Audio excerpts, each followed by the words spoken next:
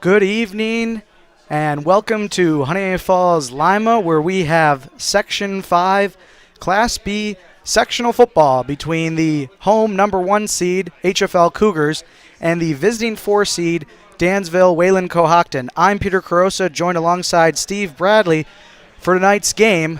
Steve, two teams that did not face each other in the regular season. HFL comes into the contest undefeated at 8-0. Dansville Wayland-Cohocton 7-2. Any first thoughts on this game before we get started? Well, it's playoff football in November, and Dansville Wayland-Cohocton, as you mentioned, Peter, kind of a mystery team because HFL played every team in Class B with this exception in the Geneva game that was forfeited. They're new to Class B. The team was just kind of founded in late July when the two schools decided to merge. Both were Class C teams. They jumped up to Class B, and they've had a really nice season. And we have not seen them yet. We've done a little bit of homework, but I think they like being a little bit of mystery and mystique too. So they've scored on the first play their last 2 games. So they're coming in 7-2. This is not going to be a cakewalk. This could be a really good game. So we are just over 5 minutes here before kickoff. We'll start with the keys to the game, brought to you by Bullfinch Fund. Invest right here. Steve, you want to lead us off here? Yeah, it's know your assignment, and this really plays to both teams. Dansville Wayland-Cohocton runs an offense called the Flex Bone, where there's a lot of deception, a lot of movement, and really the HFL defensive backs have to read their keys and not get caught peeking in the backfield. It's Dansville Wayland-Cohocton is a run-oriented team, but they will pop the big play if it's there. And for HFL, they completed 1 pass last week and were able to beat Bishop Kearney in the quarterfinals. HFL's got to do that balanced offense thing in order to be successful, I think. Key number 2, reach deep into your playbook, and this is obviously a win-and-go-home situation for both teams. So as you mentioned, Dansville-Waco likes to run that flex bone offense, a little bit more traditional. They don't pass too often. I think they have a total of 56 passes by their starting quarterback and another handful by their running back, wing back. So, for both teams, if things aren't going the way that they expected, if they got to reach in for some trickeration, then don't be afraid to pull that out. Don't be afraid to put something on film, because there might not be a next week if you don't win this one. 100%. We saw that a little bit with Bishop Kearney, which came into the game with nothing to lose as the number 8 seed, changed up the defense, changed up the offense a little bit, kept HFL off balance in the beginning. So that could be there. And then we jump to key number 3, which is mistake-free football.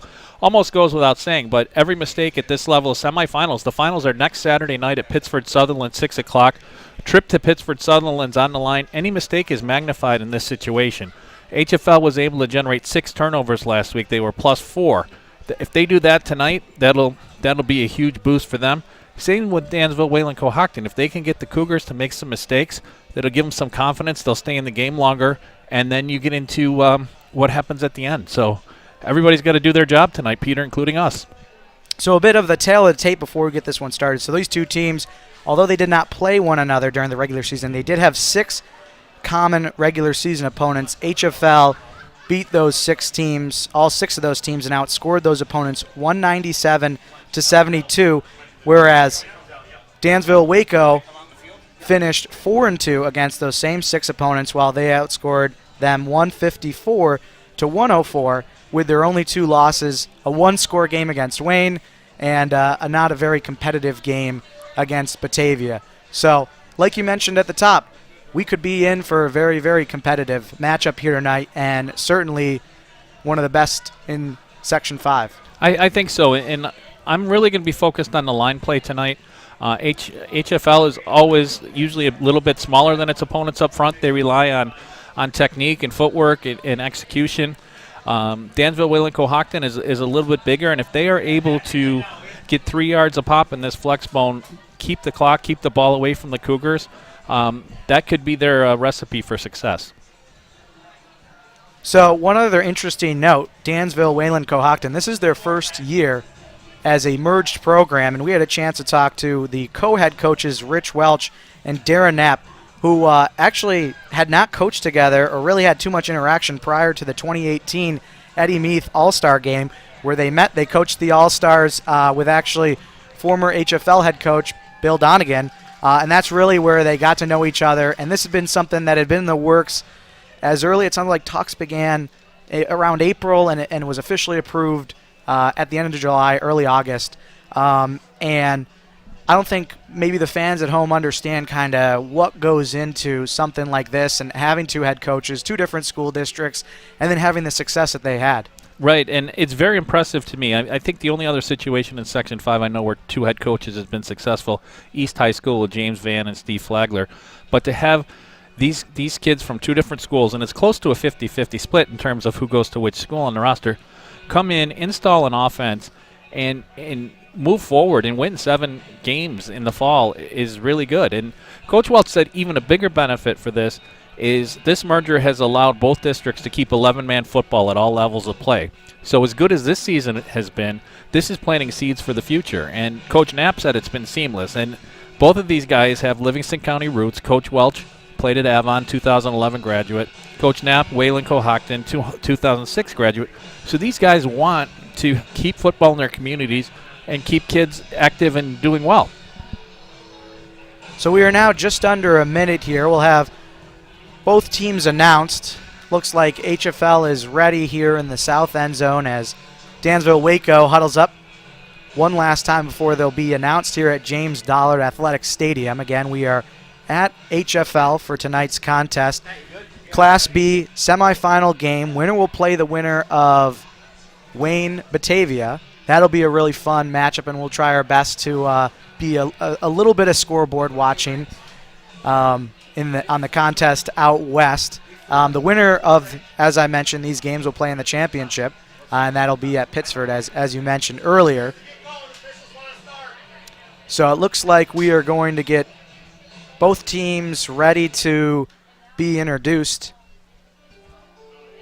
starting with the visiting Dansville Wayland-Cohocton team. They do not have a mascot. Right, and I was just going to throw in there, if you don't hear us refer to them with a mascot or nickname, it's because they don't have one. Coach Welch did joke Dansville is the Mustangs and Wayland-Cohocton is the Eagles, that he was trying for the Pegasus, but that hasn't taken off yet. So we'll see.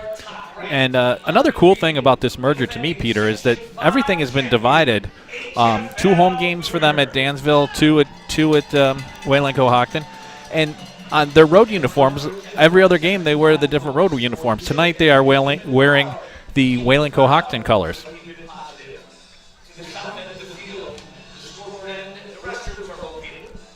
Although we did get some inside intel that it is expected that these teams will be getting some new jerseys for the upcoming season, just because you got a home Dansville and away Dansville, and then vice versa for Waco, and 4 jerseys that the kids got to keep track of, and the numbers don't always line up, so you got some players wearing different numbers, and I know some of the broadcasters have had some trouble with that, and understandably so.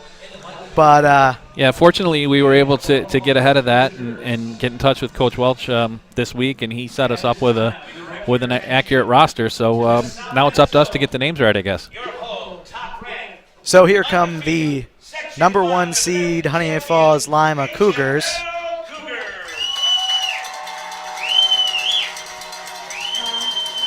Undefeated this year, and we had a chance to talk to head coach John Russ about this being a potential opportunity for them to go to their 3rd straight title game, and he said, we haven't even been really talking about that this week. In fact, our focus has been, we haven't lost a game on our home turf since 2017, and I looked it up, and it was October 7th, 2017.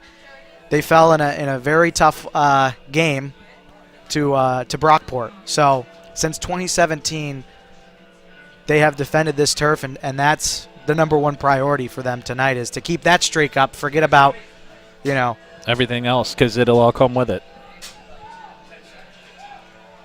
And I think we're just about ready for the anthem here, Peter. Yeah, so we'll have an anthem, I believe, sung live here at the stadium, but we will be playing one on our broadcast, a live, or rather recorded rendition by the Honeoye Falls-Lima Select Chorus. And I just think that mentality, like Coach Russ, is right on point, too. And not make too big a deal of what the game means, and just go out and execute your assignments. So as I mentioned, we'll have the national anthem sung, and then we'll be ready for the coin toss.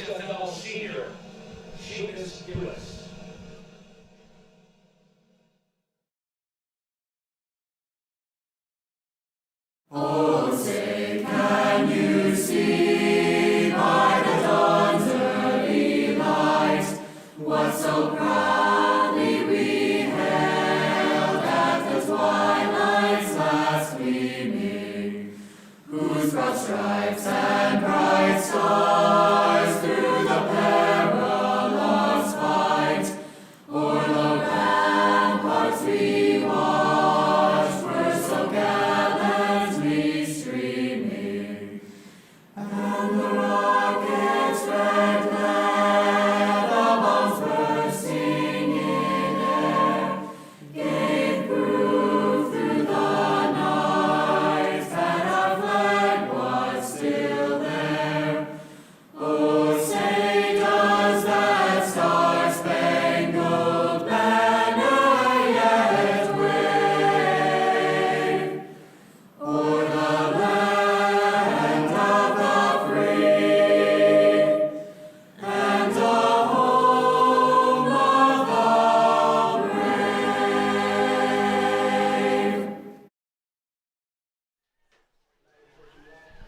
And so now we'll have the coin toss here at midfield. Have to see who comes out for each respective team. Taking a look across to the far side. Looks like we have number 88, Drew Morrow, number 2, Evan Pronto, number 52, that's Holden Freeman, and number 3, Colin Mellenbacher. The 4 seniors for this Dansville-Waco team. And I would expect Zach Meacham and Mitchell Bowling for the Cougars, Peter. They've been the captains all year, and they are lining up on the near sideline. And you just mentioned Colin Mellenbacher. He's a player to watch all 3 phases, especially in the return game. We talk all the time about offense and defense, but I think he has 3 return touchdowns this year, 2 on punts and 1 on kickoff. So dangerous player. Coach Knapp had great words about him, saying he's not a big guy. He's about $130, but he plays like he's $180. So I know that that's one person that I'm going to keep my eye on. The number 3 on both teams, actually, JT Kellenbeck for HFL, is also one of those guys that can make things happen very quickly. Yeah, I was just going to say that for our Dansville-Waco fans tuning in, definitely number 3 on both teams is a very similar type player. Probably 2 of the best athletes out on the field, and definitely dangerous when in space with the ball in their hands. So we'll have the coin toss here. Dansville-Waco will have choice. Here's the toss. And it looks like Dansville-Waco won the toss. They're going to defer. We'll have to see what HFL elects to do. Well, I think you have to take the ball. You don't want your opponent to have the ball twice to start the half, but especially a ball control offense like Dansville-Waco. I'm actually surprised that they deferred. I thought they might want to get the ball and try and grind out a drive and get ahead and make HFL try and chase.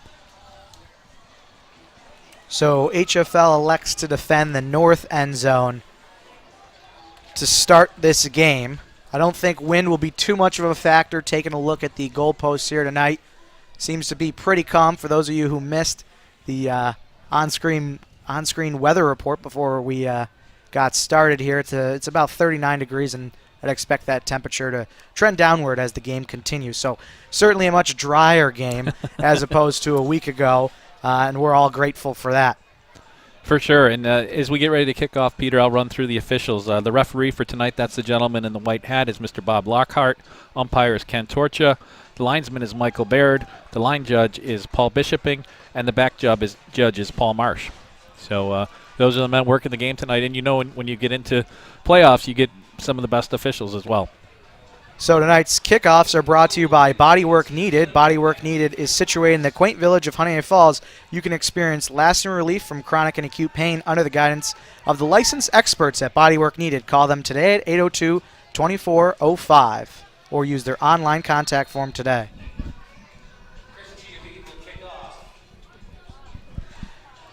So the kickoff is going to be by number 11 for Dansville-Waco. That's Chris Giovine. And back deep for the Cougars is believe JT Killenbeck, and we're going to struggle all night with these jerseys, but I believe Aiden Gould. All right, I know it's not Donnell Hall because he's close to us at the 40, and he's another one of the elusive Cougars. Short kick. So off we go. Here's the kick, ball on the turf, and that's just going to be covered up by the Cougars. And as the offense trots out, we'll take a look at the player to watch tonight. So here's the starting lineups brought to you by Seagar and Shoretino. Offensive player to watch for the Cougars, Brody Young. You can see his stats from the season. We mentioned at the top of the broadcast he only had one completion last week, and it was for 12 yards. We expect that they're going to be throwing the ball a bit more often. Yeah, tonight. if the HFL offense comes out and does what it wants to, he'll have more completions on its first drive than he did the whole last game. So Cougars come out in a trips formation, trips to the near side. Brody Young going to hand off to Zach Meacham, who's going to run straight up the gut, and it's going to be a first down. So right off the bat, the Cougars get a first down. This first down brought to you by HFMP. Traditions are made with quality ingredients. Let HFMP be a part of your family's table of traditions this holiday season. So taking a look at the other offensive starters here for the Cougars, here's the offensive line. As we'll jump back here as the play's about ready to go. We'll come back and introduce the skill players after this play. HFL going a little bit quick tempo. Here's the handoff to Meacham, and he's going to be met, but able to pick up a yard or two. And that was interesting, Peter. It looks like the Cougars ran the same play twice in a row, and maybe with just Meacham going, he went left side first time, right side this time, and you don't always see that with HFL. A lot of times the Cougars mix it up. So we'll take a quick look here at the, well, actually we'll wait after this play. And it's that same formation again with the three wide receivers coming here to the near side of the field. So it's going to be 2nd and 8 for HFL. As you mentioned, trips to the bottom of the screen. It's going to be a pass play. Young's going to look, and it's going to be going off the outstretched hand of number 4, Ben Carson. So as we mentioned Ben Carson, we can take a look here at the starters for the HFL offense, the skill guys. Offensive starting lineup brought to you by Seagar and Shoretino. JT Killenbeck, we've mentioned him. Aiden Gould, Nolan Smith, Ben Carson, who just had the pass go off his hands, and running back Zach Meacham. And I think the Cougars were actually fortunate on that last play that they didn't get a false start penalty. It looked like Nolan Smith moved a little early in completion, so 3rd and 8. This is a big play early. So 3rd and 8 for the Cougars is going to be a pass play. Young's going to pass, and it's going to be caught on the far side. That's JT Killenbeck. So it's going to bring up 4th and short, and an early decision here for this HFL offense. And it looks like Xavier Carbonell is going to come out on the field. Nope, check that. We think there we go with the jerseys again. I think that was 11, Aiden Gould coming in, and Carbonell is 21. So let's see what formation they're going for it. And HFL is going to go for it. Kicker for Dansville Waco's number 11 as well. So a little bit of more confusion as we have a Wildcat formation for the Cougars. It's going to be JT Killenbeck who's going to keep it. He makes one man miss. And what an effort by JT Killenbeck to get the first down, brought to you by HFMP. Traditions are made with quality ingredients. Let HFMP be a part of your family's table of traditions this holiday season. Well, that's a total yak play right there, yards after contact, because JT got hit about 4 yards short, was able to break that first tackle, and then not always known as a power runner, he kind of squared up, lowered his shoulder, and just drove those legs forward. That's a huge conversion for the Cougars. So 2nd first down for HFL on their opening possession, and it looks like they're going to stay in this Wildcat formation as Brody Young's to the near side. Aiden Gould, the man in motion, he'll get the handoff, works to the near side. He's got a couple blockers in front of him, and he's going to be chopped down at about the 31, 32-yard line. That's another Honeoye Falls Marketplace first down. Traditions are made with quality ingredients. Let HFMP be a part of your family's table of traditions this holiday season. And this Cougar offense right here, they're running the Wildcat. It's a sweep here to the near side. Great job by getting wide by Gould, extending the play, moving forward, and the offense appears to be in rhythm right now. Some good downfield stock blocking by Brody Young as well, able to set up that first down as Cougars return to the traditional offensive set with Young in the gun. Zach Meacham to his left, trips to the far side. Going to be a handoff to Meacham. He's got some lead blockers in front of him, but he's going to be tackled by number 44 for Dansville. That's Ben T, the running back linebacker. And also a good play there by Nate Gardner, the linebacker, who got low and stopped Meacham. It looked like Meacham, if he would have gotten past the 30-yard line, may have been able to get close to first down yardage again. But HFL with 3 first downs already on this opening series. So 2nd and 7, Cougars in a doubles formation. Meacham to Young's left. And here's a pass play. Young's going to look. He's going to loft up. He's got a man in the end zone. And it's going to be caught.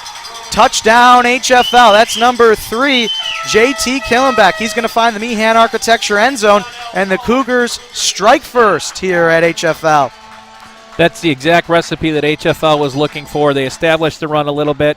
They get to the 28-yard line. Brody has all kinds of time, gets the ball up over the defense. Almost looked like the DWC back was peeking in the backfield, and Killenbeck was behind him for the Cougar touchdown.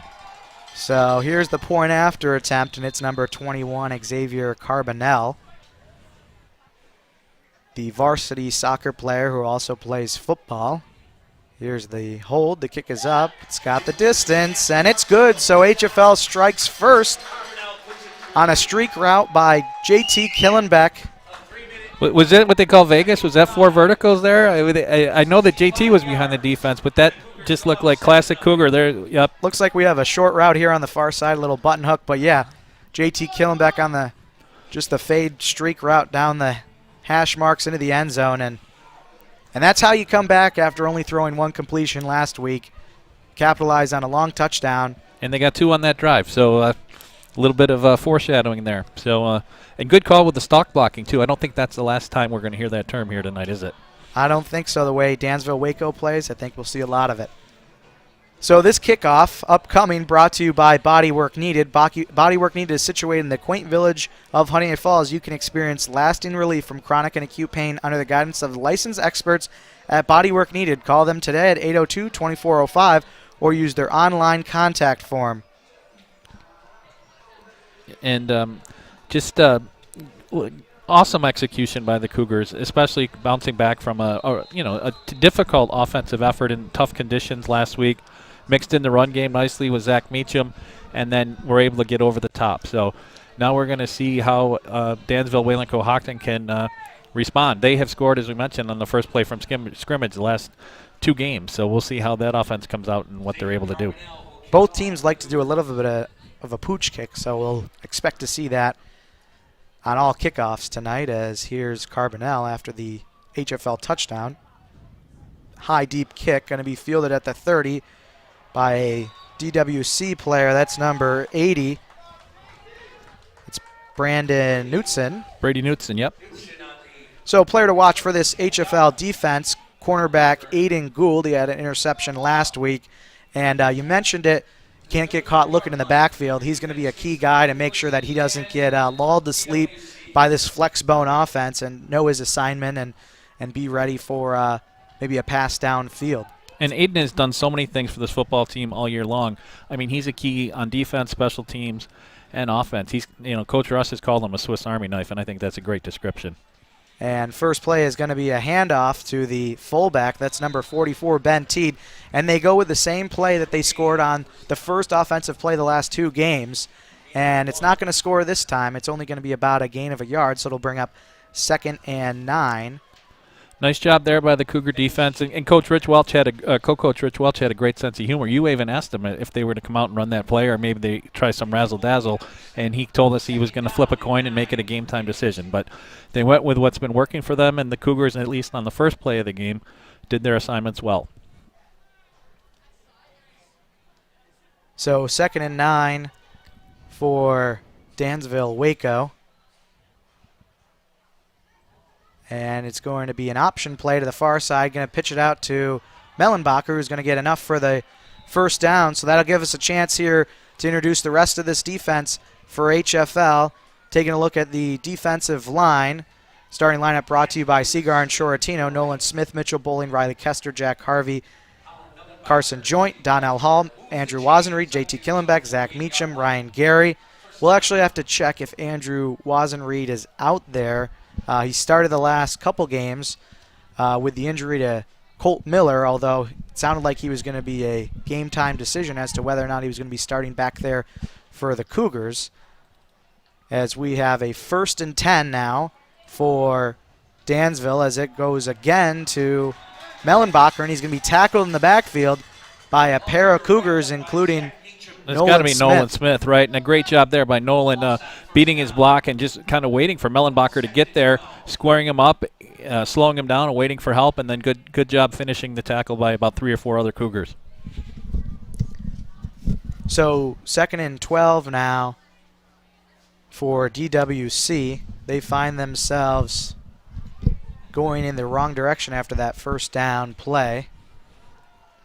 And the thing, too, Peter, that our viewers might be interested in is HFL likes to run tempo. DWC will take their time. They might come to the line, but they might wait 10 or 15 seconds to snap the ball until they're ready. And option to Mellenbacher makes a first man miss, and he's able to power ahead. Check that. That's number 32. That's Nate Gardner, who's hard to bring down by that Cougar defense. Nice physical run there by Gardner. It could have been a loss. Jack Harvey reads the pitch and converges, turns him back in. Wow, a nice crackback block there on Ryan Harvey, Ryan Gary, kind of gave him a little bit extra room. So big third down. So forward progress gets DWC to the HFL 49-yard line, so it'll be 3rd and 7. They did come out in that last formation from the shotgun, as it looks like Nate Gardner is going to be in the backfield collecting the snap, and he's going to be immediately met by the Cougars. I believe that was Riley Kester and Mitchell Bowling.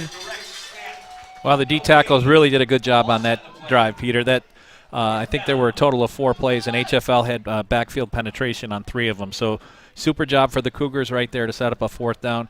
And we can also confirm that number 9, Colt Miller, is back for DWC or for HFL as a safety. The safeties on that series were Killenbeck and Miller.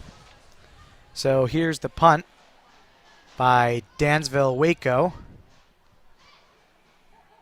And nice spiraling kick is going to take a bounce and eventually picked up by Killenbeck. He's going to work the near side before being shoved out of bounds at about the 36-yard line. So Cougars starting back on offense, 36-yard line, have a chance to extend this lead. And JT is really good at that. You know, it's hard to catch a lot of punts in the air in high school because it's not a higher level where you're guaranteed that the ball's going to travel that far. There's been a few times this year where he's picked up a rolling punt. He basically got the Cougars 10 extra yards right there, and that field position is valuable. That's like an extra first down before you even start. Yeah, and there's been a couple times I think this season where HFL has kind of let that ball roll and bounce around, and it ends up going a little bit farther than they would probably want it to. So just having the opportunity to pick it up as we have a handoff to Meacham. He'll fall ahead for a gain of 3, so it'll bring up 2nd and 7. And Meacham's had some holes here early. Last week was tough sledding, and Coach Russ said that Bishop Kearney actually they had prepared for a three-man front. They came out in a 5-man front, and they really emphasized slowing down Meacham. And then so Donald Hall stepped up and had 2 touchdowns. So it just shows the versatility of the Cougar offense. But Zach's off to a good start so far tonight. So on 2nd and 7, Cougars come out in a trips formation to the far side. It's going to be a handoff to Meacham. Meacham able to break the first tackle, and then he's going to fall after making it out past midfield. So that'll be a Cougar first down, brought to you by Honeoye Falls Marketplace. Traditions are made with quality ingredients. Let HFMP be a part of your family's table of traditions this holiday season. So that was a good RPO right there. Brody pulled the ball back. Zach had a nice seam to run, broke through 2 tacklers, and even took the linebacker for a little bit of a ride there. When Zach Meacham's cooking like that, this Cougar offense is tough to stop. So after the first down run, Cougars come out in a trips formation again, and it's going to be a quarterback option play, and Young pulled it out at the last second, and he was tackled in the backfield. That's Peter Cicero. And he had the big play to end last week's game against Pal Mac for Dansville Wayland-Cohocton. Yeah, DWC was all over the backfield right there. Cicero was there, number 32. Nate Gardner was there. And wasn't a lot happening for HFL. And, great play at minus 4, minus 5. So now they're behind the change at 2nd and 15. So Stacked receivers on each side. Going to be a pass play for HFL. Young throws it over the middle. It's going to be caught. That's Nolan Smith over the middle. It'll make 3rd and manageable for this Cougar offense. Nice route right there by Nolan Smith. Comes down. You can see him just curl in, establish position. He's got that wide catch radius. Brody Young delivers the ball, and it's 3rd and 1. Maybe 3rd and 3. I'll go with the graphic on the screen. It's better than my eyes at this point. So on 3rd and 3, Cougars spread out now with their wide receivers. 4 receiver set.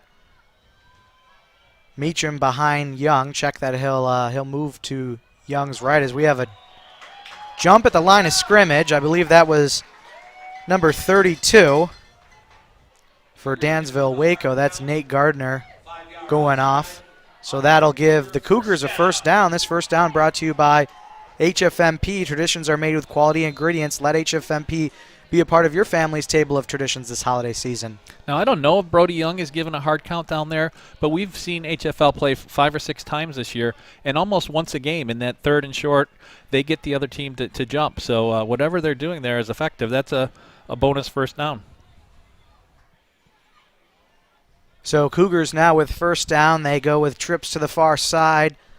Young's going to look to pass, and he's going to loft one up, and it's going to be intercepted. Intercepted by Colin Mellenbacher going the other way for DWC. He's going to be hit down hard at about his own 19. But that interception, that's his first of the season, I believe. It might be his first. This Dansville Wayland-Cohocton backfield has a lot of them. Brody just hung it up there a little bit. He did have Aiden Gould behind the defense. Nice adjustment by Mellenbacher. And that's a huge play for DWC. The Cougars were moving the ball, and they got the stop they needed.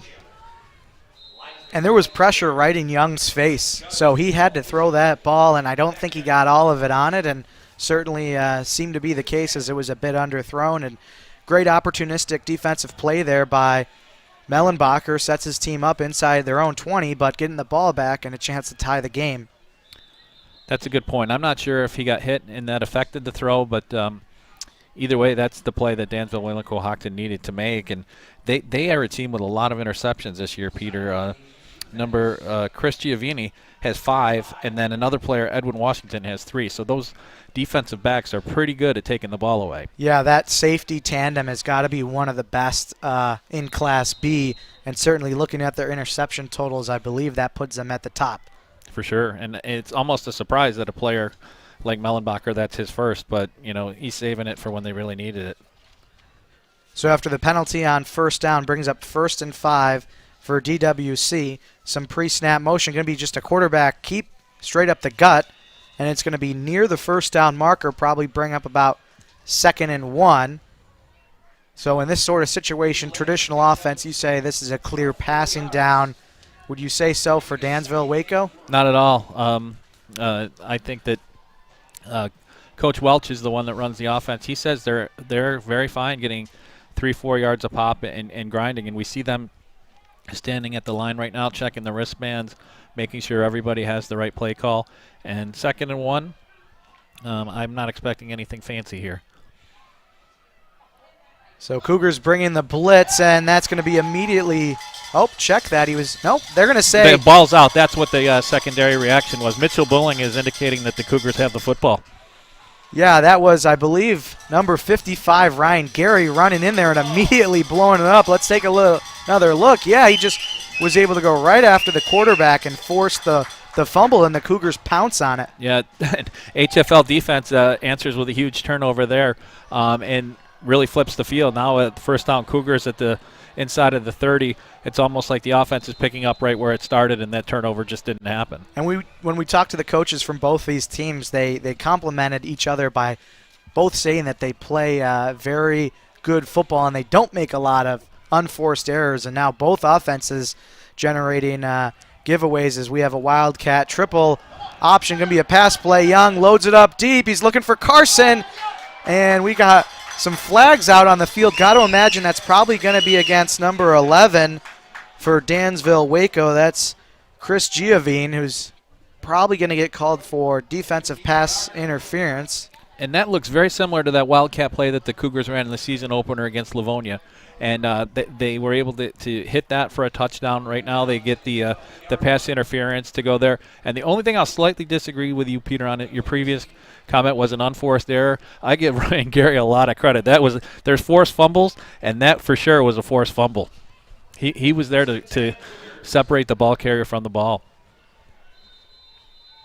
So pass interference, only a 15-yard penalty in high school football. It'll set up the Cougars 1st and 10 inside the 15-yard line. That first down, of course, brought to you by Honeoye Falls Marketplace. And that's 6 first downs for the Cougars already here in the first quarter, Peter. The offense is back in form. So bubble screen to the far side. That's Killenbeck, and he's going to be close to the goal line. They're going to say he's a yard short. But we've seen that play too, just kind of a little swing pass to get JT the ball in space. He's got a block from the receiver. Actually, the defense overran a little bit. JT broke a couple of tackles and just driving towards the goal line, and the Dansville Wayland-Cohocton defense is there to converge at the end. But Cougars are knocking on the door. 1st and goal for HFL. Just over a minute to go here in the first quarter. It's been a quick one as HFL comes out with 2 running backs in the backfield for the first time tonight. Going to be a handoff to Hall, and Hall is going to be met with limited resistance as he cruises into the Meehan Architecture end zone to extend the HFL lead 14-0 now, pending point after attempt. And just a fantastic start for the Cougars tonight. 2 quick touchdowns in the first quarter. Donnell Hall, as you mentioned, goes in untouched, his 3rd touchdown at the sectionals. And, both running backs are effective and the passing game's working. So now it's up to Dansville Wayland-Cohocton to see if they can answer. So Carbonell, kick up. Kick good, so we'll take another look. And I want to give a shout out here to Zach Meacham. He's typically the guy with the ball in his hands, but if we see the replay here, he's the guy laying the wood downfield so that Donnell Hall can get in. So he sets up the touchdown for the Cougars. Well, we've seen Zach be a punishing runner right there. He was a punishing blocker, and, perfect start so far for the Cougars. So this kickoff brought to you by Bodywork Needed. Bodywork Needed is situated in the quaint village of Honeoye Falls.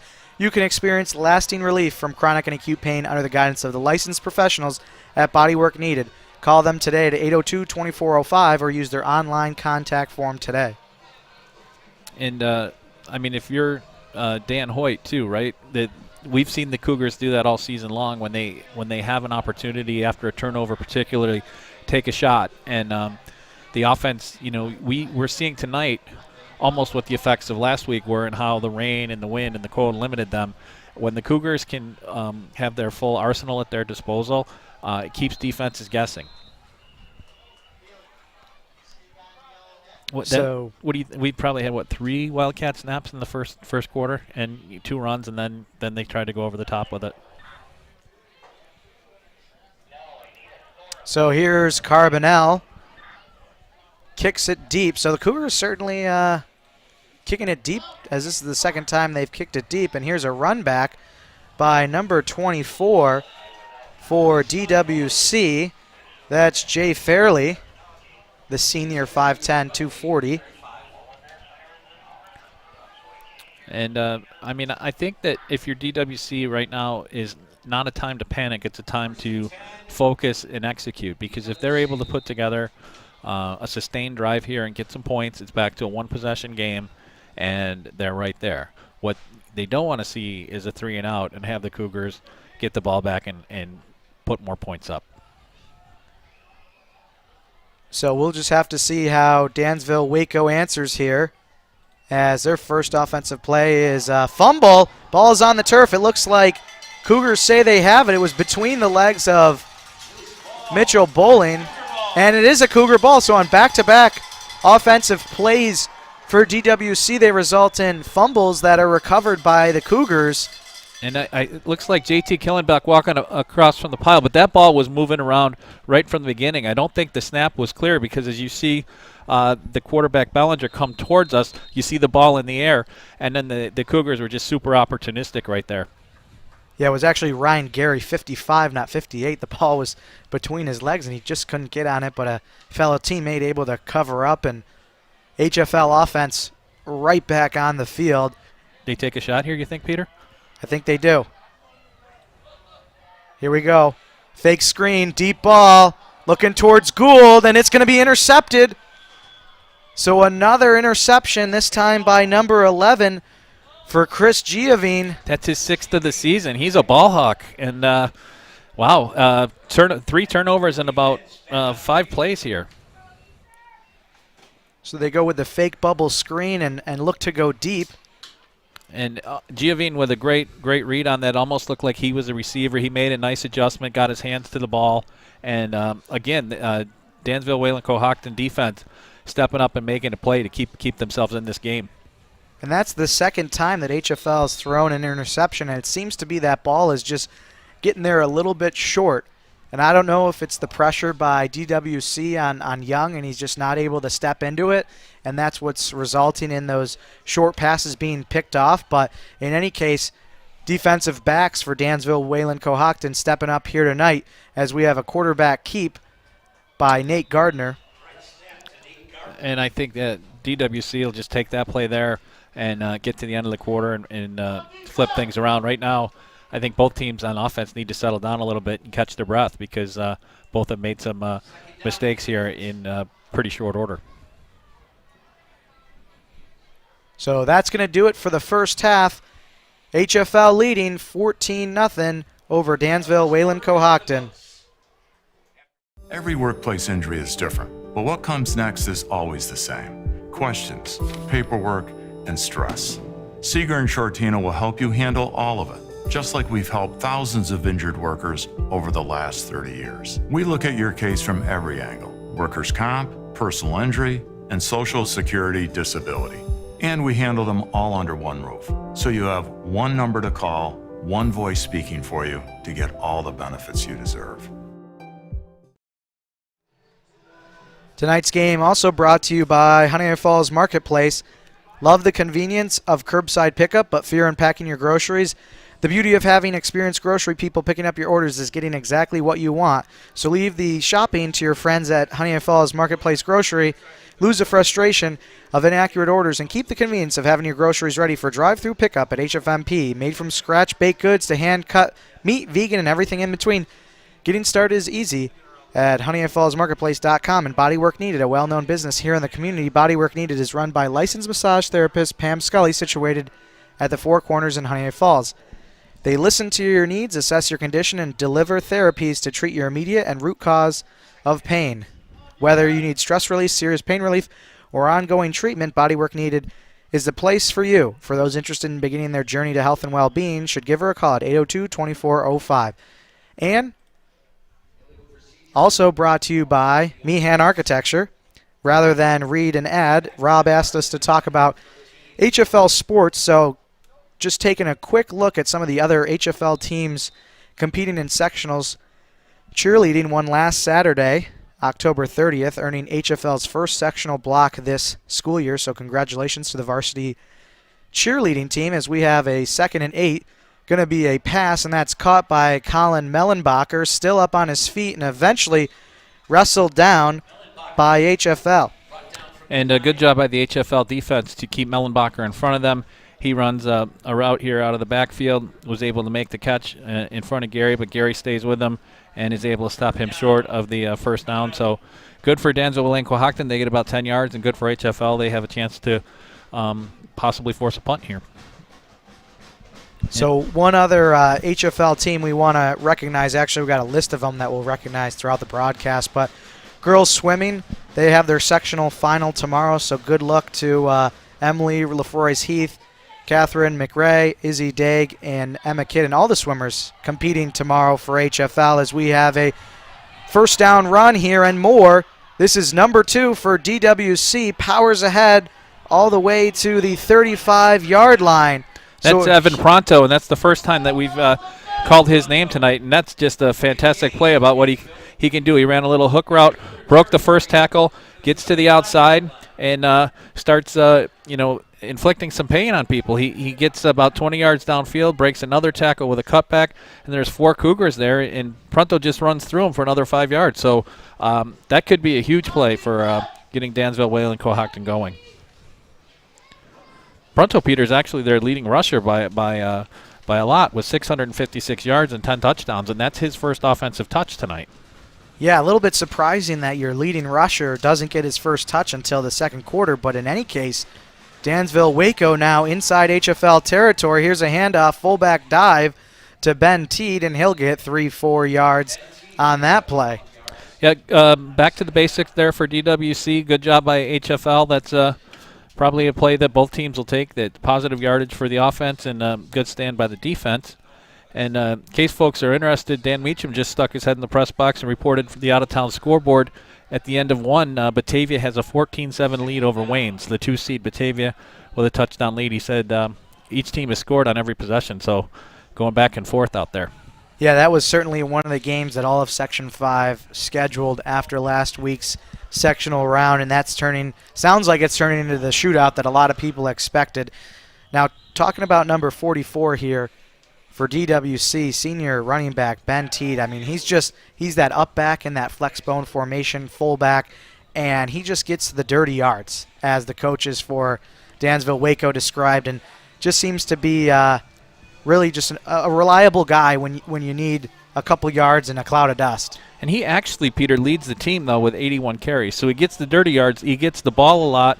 He averages less than 4 yards a carry, about 3.5 yards a carry. Has 5 touchdowns, 297 yards coming into tonight. So kind of the classic old school throwback, football player, fullback, middle linebacker. Probably has a lot of bumps and bruises at the end of the game. Needs a bag or two of ice on the bus ride home.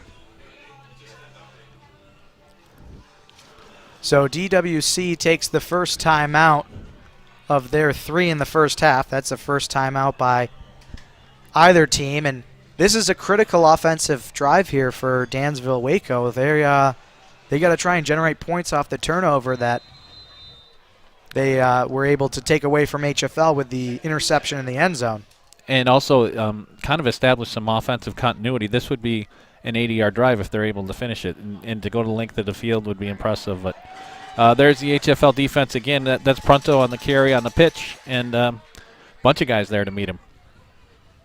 Yeah, they'll call it a loss of about 3, so that'll bring the ball back close. Check that. It's only going to be, they're going to give them forward progress, so it'll be 3rd and 9 for DWC. We'll update our scoreboard there. And Mitchell Bulling is off to a great start so far tonight. A lot of times the defensive tackles you can't see what they're doing. Tonight you can see a lot of what Mitchell Bulling's doing. So here's a pass play. It's going to go off the fingertips of Pronto and fall incomplete. And you got to imagine this is 4-down territory for DWC. For sure. Yeah, the throw was a little high there. Pronto probably wishes that he was able to bring it in. But especially in a game like this, down 2 scores, I think that DWC is going to do whatever it can to get the first down here, although quarterback just left the field, so it's going to be a different formation. Yeah, they're going to bring out Nate Gardner, who's another running back who also takes some of the snaps, and he's passed for a handful of times this season, 3 for 7, and it's going to be a run play. Gardner approaching the first down marker, and he's going to dive head first. I think he's got it. I do too, and you wonder if that's almost like a design quarterback draw, because the HFL defense got good penetration, and then all of a sudden you saw a couple of lanes open up. So here they come upfield. That was a quarterback draw all the way. It's just weird with the quarterback wearing 32. And then Gardner got there. There was a player in position to make the tackle, but he was able to get the last 2 or 3 yards on his own. So very well executed by DWC. So Nick Bellinger, starting quarterback, checks back in here. 1st and 10. Ball at the 25-yard line. They are in their flex bone formation here, and it's just going to be a fullback dive to Ben Teed, and he'll, again, just pick up those 3-4 yards he's averaged every carry this season. Yep. And if we go back and this game gets close, I think the two plays that you're going to look at are the catch and run by Pronto and the play by Gardner, because those were really huge conversions to get first downs and to get DWC's offense a little bit of confidence.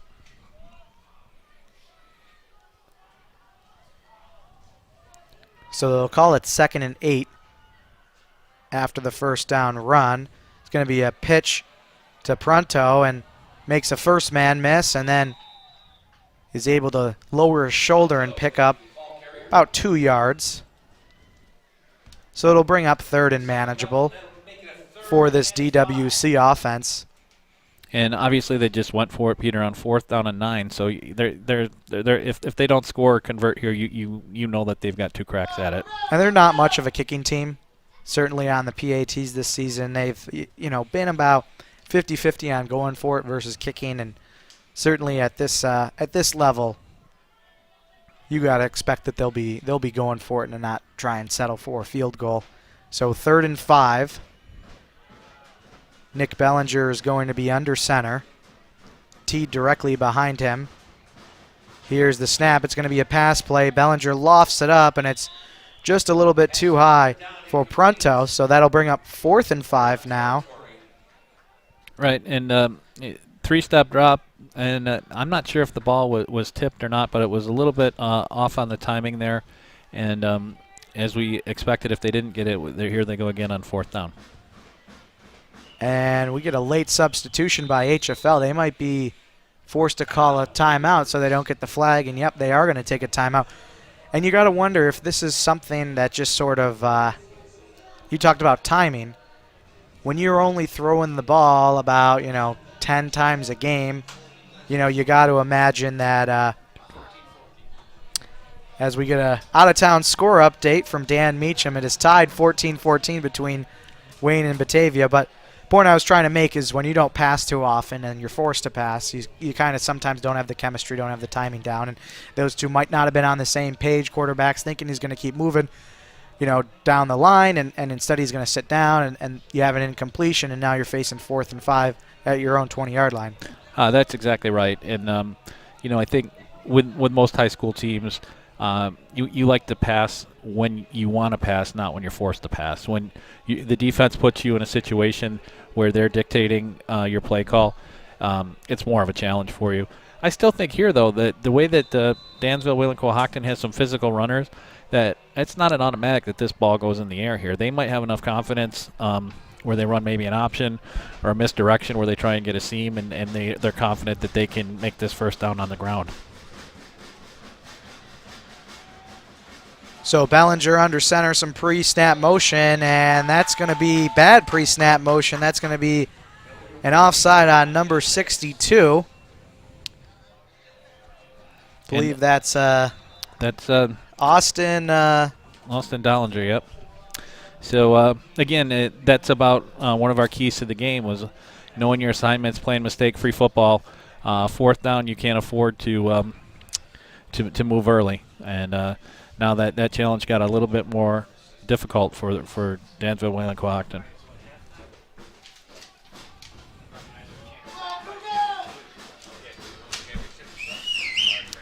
So 4th and 10.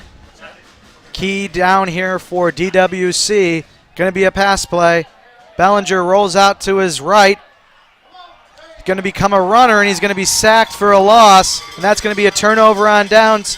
And who other but number 58, Mitchell, bowling for this HFL defense. Great job there. Mitchell just pushes his blocker upfield, and then as Bellinger tries to extend the play, Mitchell runs with him, squares him up, and brings him down. Mitchell's made a ton of huge plays over the last 2 years, and if there's a guy that you want in the backfield making a play for the Cougars, he's the guy. And we talked about the moment too, right? Mitchell was on that sectional championship team. He's had big games and big moments, and there it is on 4th down, another big play for him. So HFL defense with a chance here to extend their lead in the second quarter. Going to be a handoff to Meacham, who's going to be tackled after a pickup of about 2 yards. We have a Cougar who's slow to get up off the turf. Looked like that was number 50. Believe that's senior Hayden Meehan, left guard. And the Cougars look like they had some lanes there. I got to give credit to 32. That's Gardner, whose name we've called a bunch for Dansville, Wayland-Cohocton, for getting a piece of Meacham there and just limiting him to a short gain. And I think this drive is important for the Cougars just to reestablish that rhythm and that confidence after having 2 turnovers early in the game. And I wouldn't be surprised if the Cougars try some short passing plays to try and establish some confidence back in Young as Meacham powers ahead. He's going to be about 2 yards shy of the first down, so it'll be 3rd and 2. Yeah, I would agree with that, Peter. And a nice run there by Zach Meacham. Gardner there again with the first contact, but Meacham was able to keep the legs moving and pick up an extra 4 yards. So big conversion here. They got the third and 2. HFL can do pretty much anything here. It could be a short pass or a run. They've got options. But I think it's important for their confidence right now to get the first down and establish some continuity heading toward halftime. So Donnell Hall, man in motion to the far side. Going to be a slant pass looking in the vicinity of Nolan Smith, and we've mentioned his catch radius, but that one was even a little bit too far for him. So HFL, they're going to bring the punting unit out on the field. Xavier Carbonell going to kick. Looks like his heels are going to be at about his own 29-yard line-ish. And this is absolutely the right call here. You're in your own territory. You're up by 2 touchdowns, and you just made Dan. Oh, it's a fake. It was a fake. Something happened pre-snap. And it looks like we have motion by the Cougars, so play's blown dead. So looked like we were going to have a little bit of some trickeration by the HFL special teams, but they're going to be stopped in their tracks with an offside. So it's going to bring up 4th and 7, and I doubt we see a fake again. It'll probably be Carbonell, who's now inside his own 25, kicking. High snap, ball's on the turf. Oh, and he's down. He's down. He just falls on it. That's a huge momentum swing there for Dansville Wayland-Cohocton. HFL was on the cusp of maybe executing a 4th down fake punt for a 1st down.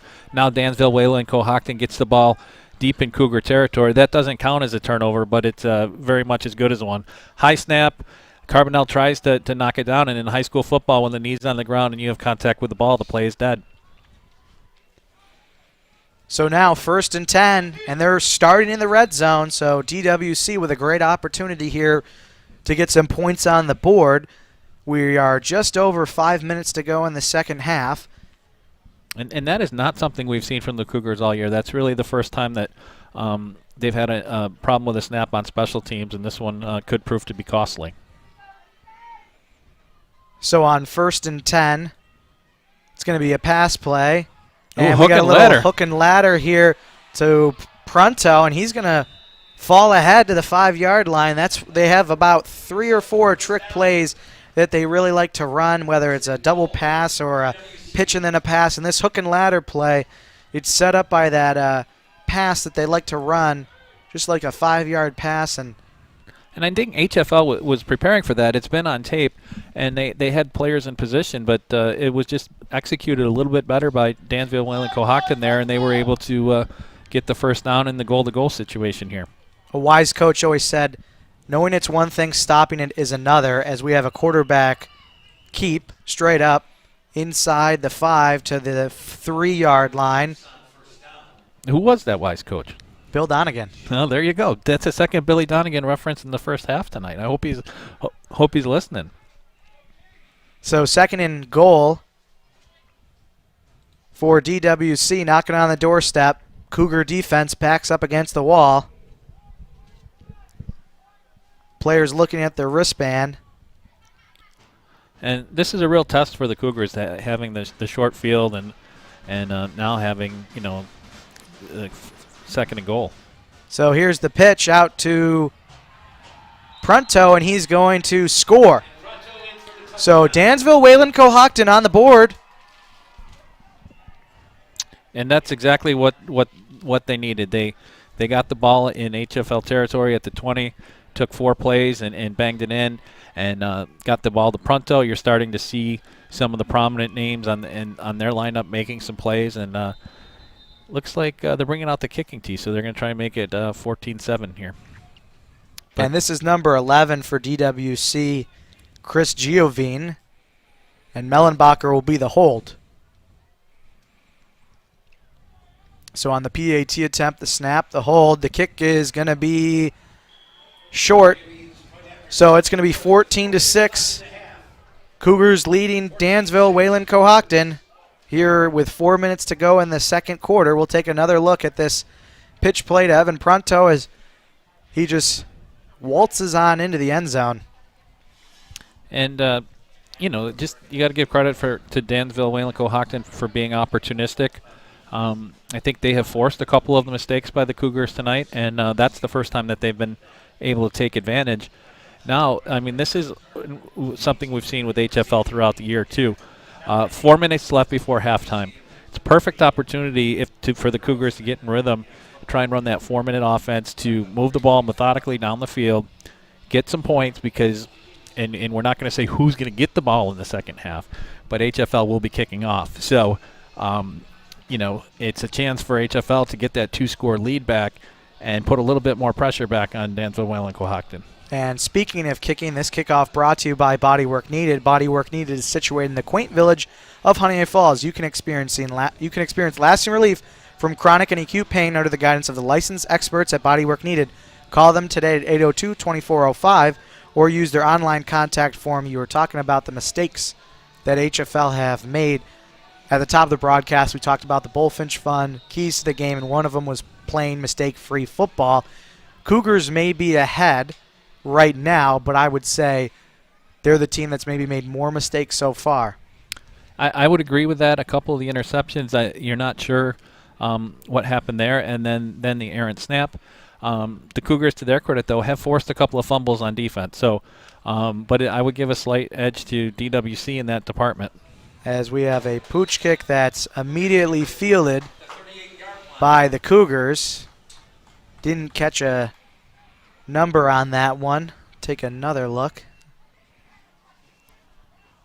Look like number 44 potentially. That would be Landon Hammond. And a great drive start there for the Cougars, too, at the 37-yard line, 38-yard line. Perfect position to get wrestle back control of the game. First and 10, Cougars. So 1st and 10 for HFL. And I would expect them to give Zach Meacham a couple chances here. Here's a pitch to Meacham to the near side. And he's going to be dropped after only 1 or 2 yards. So looks like he hesitated and just couldn't find the running lane. I think if he had maybe stuck with it here, he had the outside edge, had a lead blocker, but tried to cut it back in and just didn't have the space. Well, and Zach has been more of a north-south runner this year than an east-west, and that was an east-west play. If you're able to secure the edge and he can turn his shoulders, he can turn that into a chunk play. But good job by the defense, too, to kind of string it out and be there to bring him down.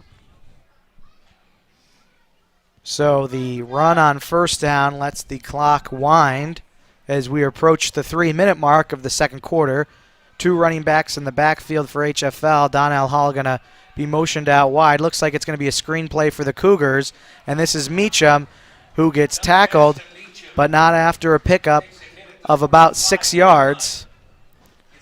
And the screen has been a part of the HFL repertoire for a long time. Zach does a good job making himself available. He has some blocking there, and then nice job by number 2. That's Pronto, I believe, who came over to clean up at the 45-yard line. A lot of times when HFL runs that screenplay, it's feast or famine. It's either an incompletion or a long gain. So that was kind of a medium play right there for them. So HFL facing 3rd and 2, and we'll call this a long 2. 2 running backs in the backfield. Going to be a handoff here. This is Hall who gets a 1st down, breaks a tackle. And he's going to be tackled inside the 25-yard line. So Donnell Hall gets the Cougars moving with an HFL 1st down. Brought to you by Honeoye Falls Marketplace. Traditions are made with quality ingredients. Let HFL&P be a part of your family's table of traditions this holiday season. Fantastic run by Hall there. They call him lightning. Great job by the line to get him 1st down yardage. Then he shows a little power, breaks the tackle, cuts it outside, and tacks on an extra 20 yards to get HFL knocking on the door of the red zone. So key conversion right there for the Cougars. Exactly what they needed as we approach the 2-minute mark. Yeah, it looked like Brady Knutson had him, but Hall able to break the arm tackle, as this time it's Meacham, Thunder, who has the ball, who's going to thunder ahead, going to be close to the first down marker. We'll have to see where the spot is. Looks like he's going to be marked just short, so it's going to be 2nd and inches, 2nd and 1. And great job there by the two linemen there to engage the line and give Zach a great seam there. He just started rumbling downhill. He averages about 10 yards a carry, so for him to get those shoulders turned and get the body working that way, good news for the Cougars, and it's close enough that they are going to bring out the chain gang and measure. So we'll have a measurement here. It's going to be real close. One thing, Peter, that's been nice this season is just to see the emergence of Donnell Hall. He did not get as many touches earlier in the season as he has in recent games. Zach Meacham still gets the majority of the touches, but that combination, Hall has showed that he is ready for the moment, ready for the opportunity. So the head referee was holding up 3 fingers, but I think he meant to only hold up 2. It should be 2nd and inches, not 3rd and inches. So with the 2nd and short, Cougars come out, 2 running back set. I expect more power. They don't want to score this quickly. They'll take it, but they want to get the first down and then keep going. And a slippery Donnell Hall, unable to break the first tackle, and he'll be rounded up by a handful of DWC players and ends up losing a yard or 2. So, yeah, now you put a little bit more pressure on yourself to execute if you're the Cougars. 3rd and 2, still very manageable, and probably worth mentioning the possibility of Xavier Carbonell to kick the field goal here. He's got a very strong leg. We actually talked to Coach Russ about that, and anytime the Cougars are inside the 20-yard line, which would make it a 37-yard field goal, I think that's really their comfort zone with him. So we are now under a minute here in this first half. Cougars with trips out to the far side of the field. It's going to be a handoff to Meacham. Meacham's got a nice block, and he's going to be tackled inside the 5-yard line. So it'll be 1st and goal. We'll see what the Cougars do with their remaining 2 timeouts, as we have a first down brought to you by Honeoye Falls Marketplace. Traditions are made with quality ingredients. Traditions are made with quality ingredients. Let HFMP be a part of your family's table of traditions this holiday season. So Cougars are going to opt to allow the clock to continue to roll, now under 20 seconds, as we have a handoff by Hall, and he's going to be in. He's in. What a great job by the Cougars there. 18 seconds left on the clock. Really did a great job mixing the run all the way down the field, alternating basically between Meacham and Hall. Hall takes it the final 3 yards, and the Cougars did exactly what they wanted to do. Got the ball back with 4 minutes left, punched it in the end zone with 18 seconds left on the clock. So Donnell Hall finds the Meehan Architecture end zone for the 2nd time this evening. Cougars with a chance here on the point after to extend this lead. Here's the hold. The kick is up. It's got more than enough on it, and it's good. Cougars up 21-6, and as you mentioned, only 18 seconds left on the clock. So credit the Cougars, but head coach John Russ showing the restraint to keep those timeouts in his back pocket. No need to call them and score with more time on the clock and let DWC with a chance to maybe get a drive going. They'll have, I believe, 2 timeouts of their own and 18 seconds. We'll have to see if the Cougars elect to kick it deep or to kick it short. But in any case, Dansville-Waco will have at least 1 or 2 plays to try and run here before the half. And I think, to your point, Peter, that just shows the confidence and trust that Coach Russ has in this team. We go back to the Wayne game when HFL trailed in the final minute and needed to score to win the game. This team has shown throughout the course of the season that when big plays need to be made, that they're able to make them. And we can point to that drive and Donnell Hall's run on 3rd down to gain about 25 yards. That was really the key to that drive. Once the Cougars had that ball over midfield and were inside of Dansville, Wayland-Cohocton territory, they had the confidence that they were moving the line of scrimmage, and you had a feeling they were going to push it into the end zone. This kickoff brought to you by Bodywork Needed. Bodywork Needed is situated in the quaint village of Honeoye Falls. You can experience lasting relief from chronic and acute pain under the guidance of the licensed experts at Bodywork Needed. Call them today at 802-2405 or use their online contact form today, as we have a kick here by Xavier Carbonell, going to be fielded by number 24 for DWC. Going to get up past the 35-yard line. That's number 23, Deshaun Owens. And nice return there by Owens out to the 40.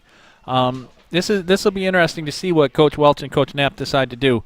They've got 13 seconds, and we've already seen the hook and lateral. Do they pull out a gimmick play here, try and get points, or do they try and pop a big run here? Yeah, we'll have to see what they elect to do. Looks like it's a pretty tight formation, so... Looks like they're probably just going to take a knee from what I can deduce here from this formation. And they take a knee, so they're content with the 6 points they scored in the first half. The number 1 seed HFL Cougars leading the number 4 seed Dansville Wayland-Cohocton team 21-6 after the first half. This is the semifinal round of the Section 5 Class B sectional tournament, and we'll take a brief commercial timeout. Workplace injuries involve a lot of uncertainty. At first, it may seem like just a workers' comp case. But at Seeger and Shortino, we look at your case from every angle. You may also have a personal injury case that pays for your pain and suffering. Seeger and Shortino will handle every aspect of your case: workers' comp, personal injury, and Social Security disability. We'll help you get all the benefits you deserve. So call or text us today. This game also brought to you by Honeoye Falls Marketplace. Love the convenience of curbside pickup, but fear unpacking your groceries? The beauty of having the experienced grocery people picking your orders is getting exactly what you want. So leave the shopping to your friends at HFMP, lose the frustration of inaccurate orders, and keep the convenience of having your groceries ready for drive-through pickup at Honeoye Falls Marketplace. Made from scratch baked goods to hand-cut meat, vegan, and everything in between. Getting started is easy at HFMP, or check that HoneyFallsMarketplace.com. Also, Bodywork Needed. Bodywork Needed is a well-known business here in the community. Bodywork Needed is run by licensed massage therapist Pamela Scully, situated at the Four Corners in Honeoye Falls. The massage therapists at Bodywork Needed pride themselves on a uniquely personalized experience. They listen to your needs, assess your condition, and deliver therapies to treat your immediate and root cause of pain. Whether you need stress relief, serious pain relief, or ongoing treatment, Bodywork Needed is the place for you. For those interested in beginning their journey to health and well-being, should give her a call at 802-2405 or use her online contact form today. Also, tonight's game brought to you by Four Corners Eye Care and Optical. Now celebrating 30 years, Four Corners Eye Care and Optical provides full scope vision and medical eye care, as well as quality optical services in the convenient location of the Four Corners of Honeoye Falls. Dr. Kissick and his staff are proud to call HFL home. All these years, hundreds of local residents, including myself, are proud to call Dr. Kissick their optometrist. Give Dr. Kissick at Four Corners Eye Care and Optical a call at 624-2122. Tonight's broadcast also brought to you by Bullfinch Fund. Fans sitting on IRA money that they don't know what to do with, or those wanting to take control of their 401k money left at an old employer, should give Bullfinch a call at 624-3150. Invest right here. Did you know a working teenager can become a retirement millionaire just by starting a child IRA? Want to learn more? Call your local mutual fund, the Bullfinch Fund, at 624-3150. Bullfinch Fund. Invest right here. Also, tonight's broadcast being broadcast through the Mendon-Honeoye Falls-Lima Sentinel.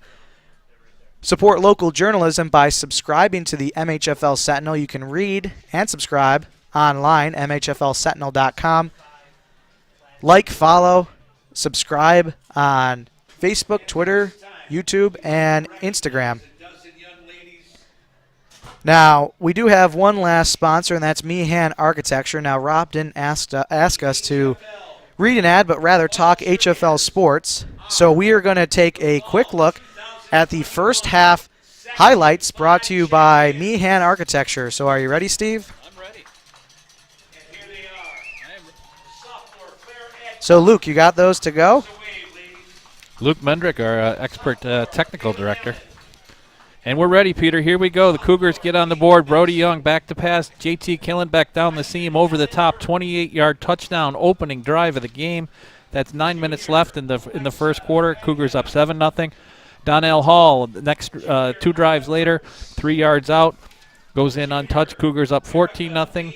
Here's Evan Prunto from Dansville, Wayland-Cohocton. Takes the pitch into the end zone. Short 3-yard touchdown run, 14-6. 3 minutes left in the half. And then Donnell Hall again breaks the tackle into the backfield. 2-yard run with 18 seconds remaining in the half. Cougars make the extra point. It's 21-6 at intermission. So those are the halftime highlights presented by Meehan Architecture. So we are just under 11 minutes here in the halftime period. We're going to take a brief break here. We'll come back, break down the HFL Dansville-Waco first half, talk a little bit about what to expect in the second half. So thanks so much for tuning in to the Mendon-Honeoye Falls-Lima Sentinel. We'll be back after a brief break.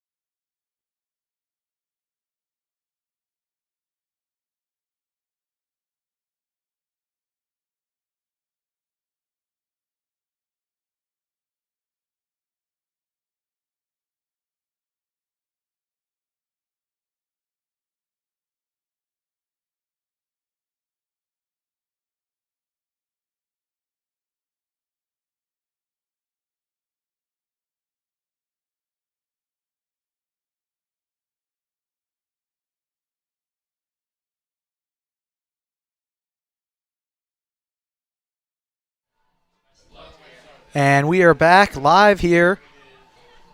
Honeoye Falls-Lima is the host of this semifinal game between the 1-seed Cougars and the 4-seed Dansville Wayland-Cohocton football team. Peter Carosa back joined alongside Steve Bradley. Steve, what did we see in that first half? We saw, Peter, just about what we expected. Pretty competitive game. HFL came out on its first drive and established its offense, was able to throw the ball for a touchdown, mixed the run and the pass. Cougars got another touchdown, 2 touchdowns on the ground from Donnell Hall. I think the one thing that maybe surprised me in the first half is each team had 2 turnovers. Both coaches stressed in the pregame discussions we had with them the importance of not making mistakes. And, sometimes when you play good teams, they force you to make mistakes. So, mistake-free football didn't happen, but, you want to win that battle. And HFL had a great response at the end of the half. They got the Dansville Wayland-Cohocton touchdown, came with 4 minutes left in the second quarter. Cougars methodically went down the field, scored on a touchdown run by Donnell Hall with 18 seconds left in the half to give them the 2-score lead at 21-6. So, clock just hit 0 here at halftime. DWC has been out here stretching, whereas the Cougars just came out of the blockhouse. They're going to add, it looks like, an additional 3 minutes. So, 3 minutes on the halftime clock. So, we'll throw that back up on the screen here. And, that's rather common. That they give the teams the halftime time, and then they come back out and get loose. And it does give us a chance to look around Section 5 a little bit. I know a big game of interest to folks who might be tuning into this game is the other Class B semifinal. They're at halftime as well over in Batavia. The second-seeded Blue Devils lead third-seeded Wayne 28-14. Couple of championship games going on tonight in Class A1 and Class A2. Into the second half, Brighton and UPrep in Class A1, they're tied at 8. And in Class A2, Canandaigua with a 21-6 halftime lead over Spencerport. Moving up to Class AA, the big boys, Aquinas led Pittsford 35-14 after 3 quarters, and McQuaid with a 14-0 lead over Victor. Could be looking at a McQuaid-Aquinas showdown in that championship game. Yeah, definitely excitement throughout the section here tonight. We got football and then, of course, a whole lot of other sectional tournaments and finals and contests being played throughout the weekend. So this is just the culmination of a full fall sports season, something that we haven't had in a year or two here in Western New York. Well, this is always one of the busiest weekends. There's cross-country championships down at Letchworth. There's some volleyball championships tonight for the girls. The HFL girls volleyball team plays for a title tomorrow. And should we break the news now? Who's going to be on the Connors and Ferris Sports Show tomorrow morning helping me out with Jeff DeVeronica in Las Vegas? Who's it going to be? I will be making an appearance on the Connors and Ferris Sports Show tomorrow morning, so be sure to tune in 10 o'clock. 10 o'clock, yeah. We'll run down all the action in Section 5. We'll certainly talk about this game and some other things. We have some great guests lined up, so thanks for doing that, stepping in. And we have a lot of fun doing this, so we're going to have a little bit of fun tomorrow morning too. So with that, we are just about ready to start this second half. We'll have a kickoff here by HFL, brought to you by Bodywork Needed. Bodywork Needed is situated in the quaint village of Honeoye Falls. You can experience lasting relief from chronic and acute pain under the guidance of the licensed experts at Bodywork Needed. Call them today at 802-2405. So third quarter, ready to start here. It'll be HFL kicking off. 12 minutes on the clock. Cougars currently leading 21-6. And here's the opening kick of the second half. It's a long kick. Going to be fielded by DWC. This is Colin Mellenbacher working to the far side of the field. He's a dangerous return man, but he's going to be wrapped up and tossed out of bounds inside the 30-yard line. So DWC will be deep inside its own territory on its first possession of the second half. Nice job by the Cougar kick coverage unit there. They don't always kick it deep. Mellenbacher, as you mentioned, a dangerous player. He's got 2 kickoff return touchdowns this year. HFL players stayed in their lanes and were able to contain him and start at the 26-yard line. I think if the Cougars knew that that's what they were going to get, they would have signed up for that before they kicked the ball. So DWC, as we mentioned, first possession of this second half. It'll be 1st and 10 at their own 26-yard line. And it's going to be a handoff to Evan Prunto. He's got the only touchdown for DWC in the first half.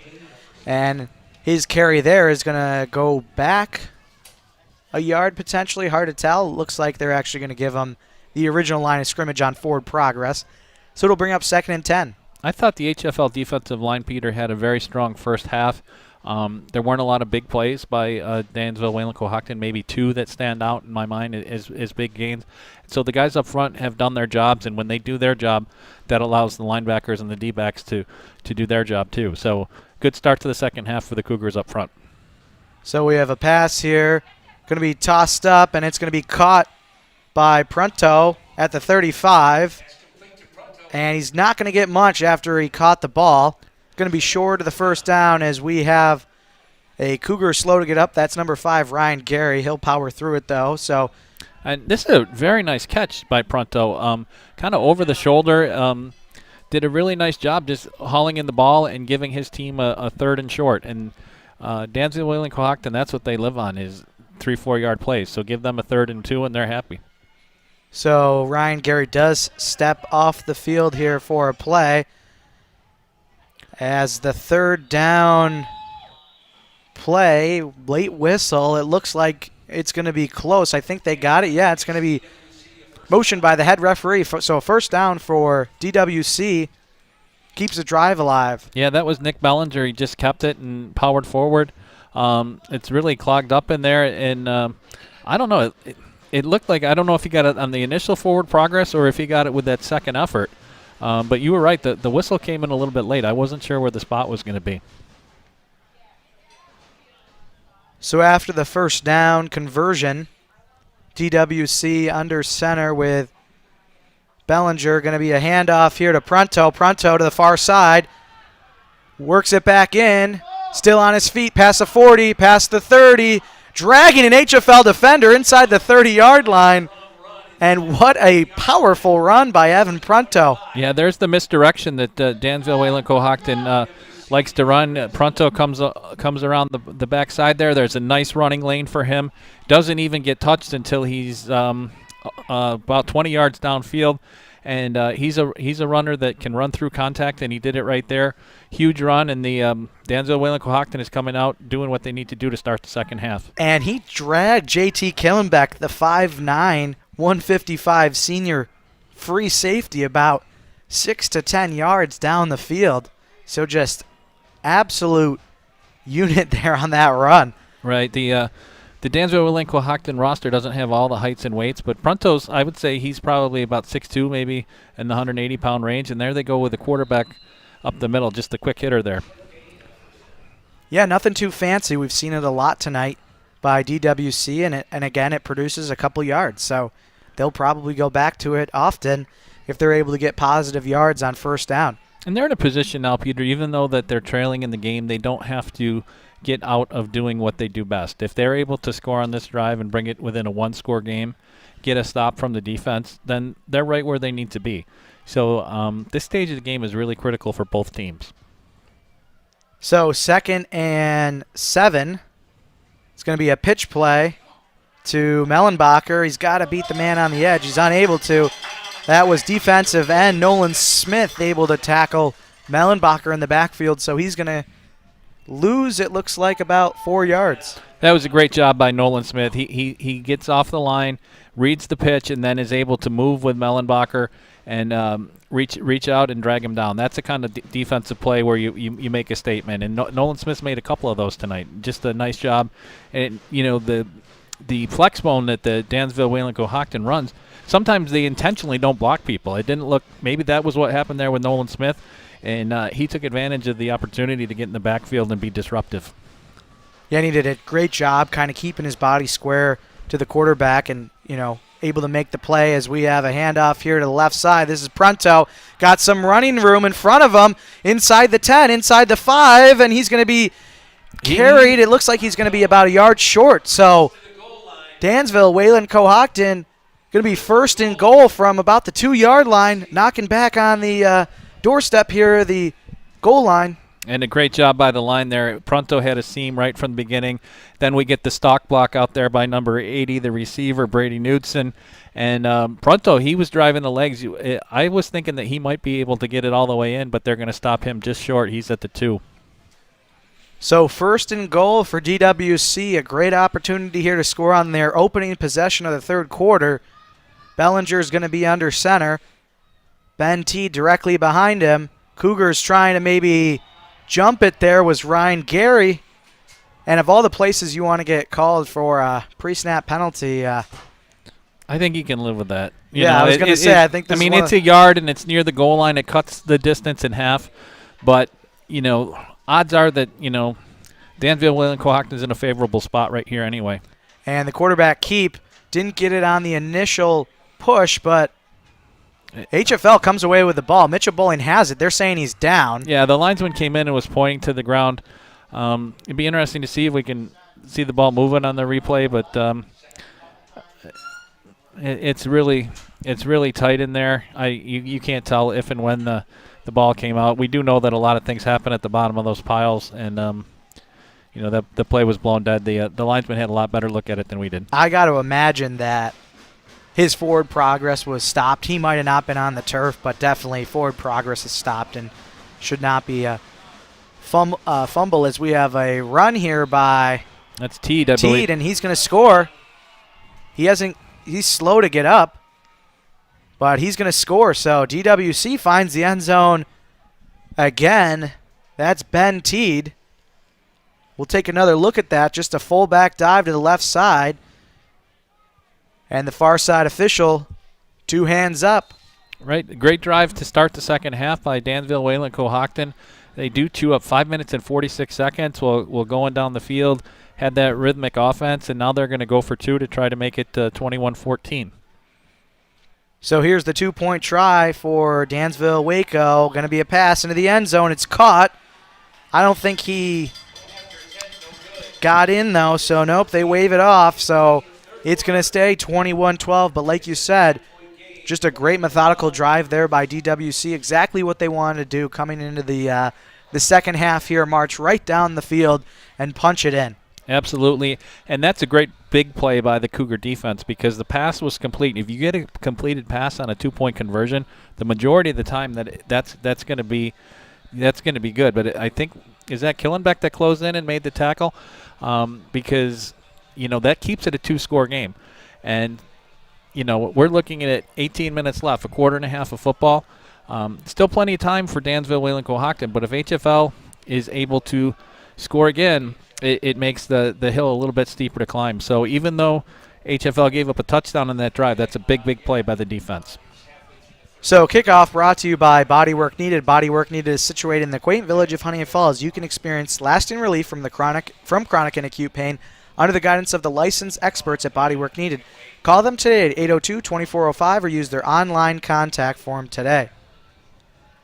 So, like you mentioned, and something that we've seen as a theme throughout HFL's close games is where the difference has been made. It's the kicking game.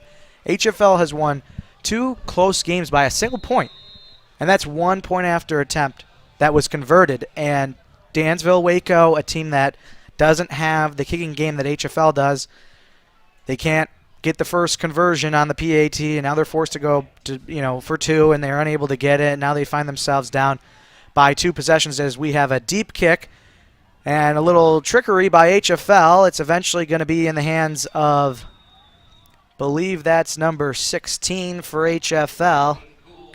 Check that. That's 11. That's Aiden Gould who had the ball there, and he's going to be tackled by a pair of Dansville Waco players, and HFL is going to start 1st and 10 at their own 27-yard line. So we'll have to see how they respond after DWC puts up points on their first possession of the third quarter. Absolutely. This is a big drive for the offense. It's something that HFL likes to hang its hat on, is being able to run and throw the ball. So you want to come out with a strong response after you've been scored on. So Killenbeck, the man in motion, he'll collect it on the jet sweep to the far side. He roams through some traffic, and he's going to be shoved out of bounds. Looks like he's going to be about a yard short.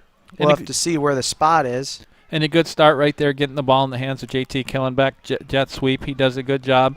Following his blockers along the line, is able to turn up. The Cougars had some good downfield blocking. I think that's 88 Nolan Smith. No, it's and 55 Ryan Gary. And a great game there to get the Cougars in position for a conversion. And we haven't seen a lot of pre-snap motion from the wide receiver position. We saw some in the backfield, but the only time we were seeing movement like that was when the Cougars were in Wildcat. So maybe they're trying to show a little bit more, help Brody Young kind of see what sort of defense they're in, whether they're in cover or man-to-man, as we have a run play here by Meacham. It's going to be close. I don't think he quite got there, Peter, but that's classic HFL, right? They go wide and get you spread out, and then they come back and try and hitch in the middle. And, then they've got Killenbeck and Hall and Meacham. And the last time they had a 3rd and short, they went to Hall. So it'll be interesting to see if they stick with that formula or if they come right back with Meacham and say, we've ridden you all. That's a one-back set. So if they're going to keep it on the ground, my guess is it's going to be Meacham. And this can be a big play here by this Dansville-Waco D-line if they can hold HFL to no gain. Going to be a pass play out to the far side. Intercepted, going the other way. This is Colin Mellenbacher. He's going to score on the pick 6. What a job by him coming from his position and able to read Brody Young and pick it off and takes it all the way to the house. Wow, what a fantastic read jumping that route. You're right, Peter. Mellenbacher is somebody that we had said right from the beginning to watch. He got a great break on the ball, stepped right in front of Aiden Gould, and he was on his way to the end zone. So not the answer the Cougars were looking for. That's their 3rd turnover tonight. Yeah, that's Brody Young's 3rd interception tonight, and that one goes for 6. So obviously we'll see Dansville-Waco come out here going for 2. 21-18 score as it stands right now before the 2-point attempt. They can try and make this a 1-point game if they're able to convert.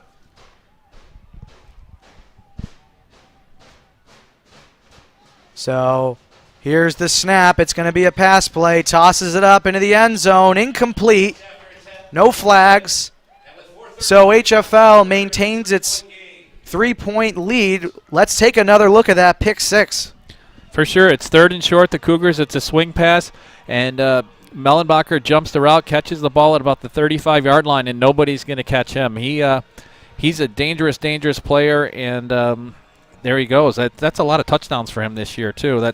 He's got 5 rushing coming in. He's got doesn't have any receiving. He's got 2 on returns, and that's his 2nd interception of the night. So he definitely came to play tonight. And we talked about how Coach Knapp just talked about how much heart he has and that he plays bigger than himself in these big games. We mentioned Mitchell Bulling. Big players make big plays at big times, and that's exactly what Mellenbacher did right there.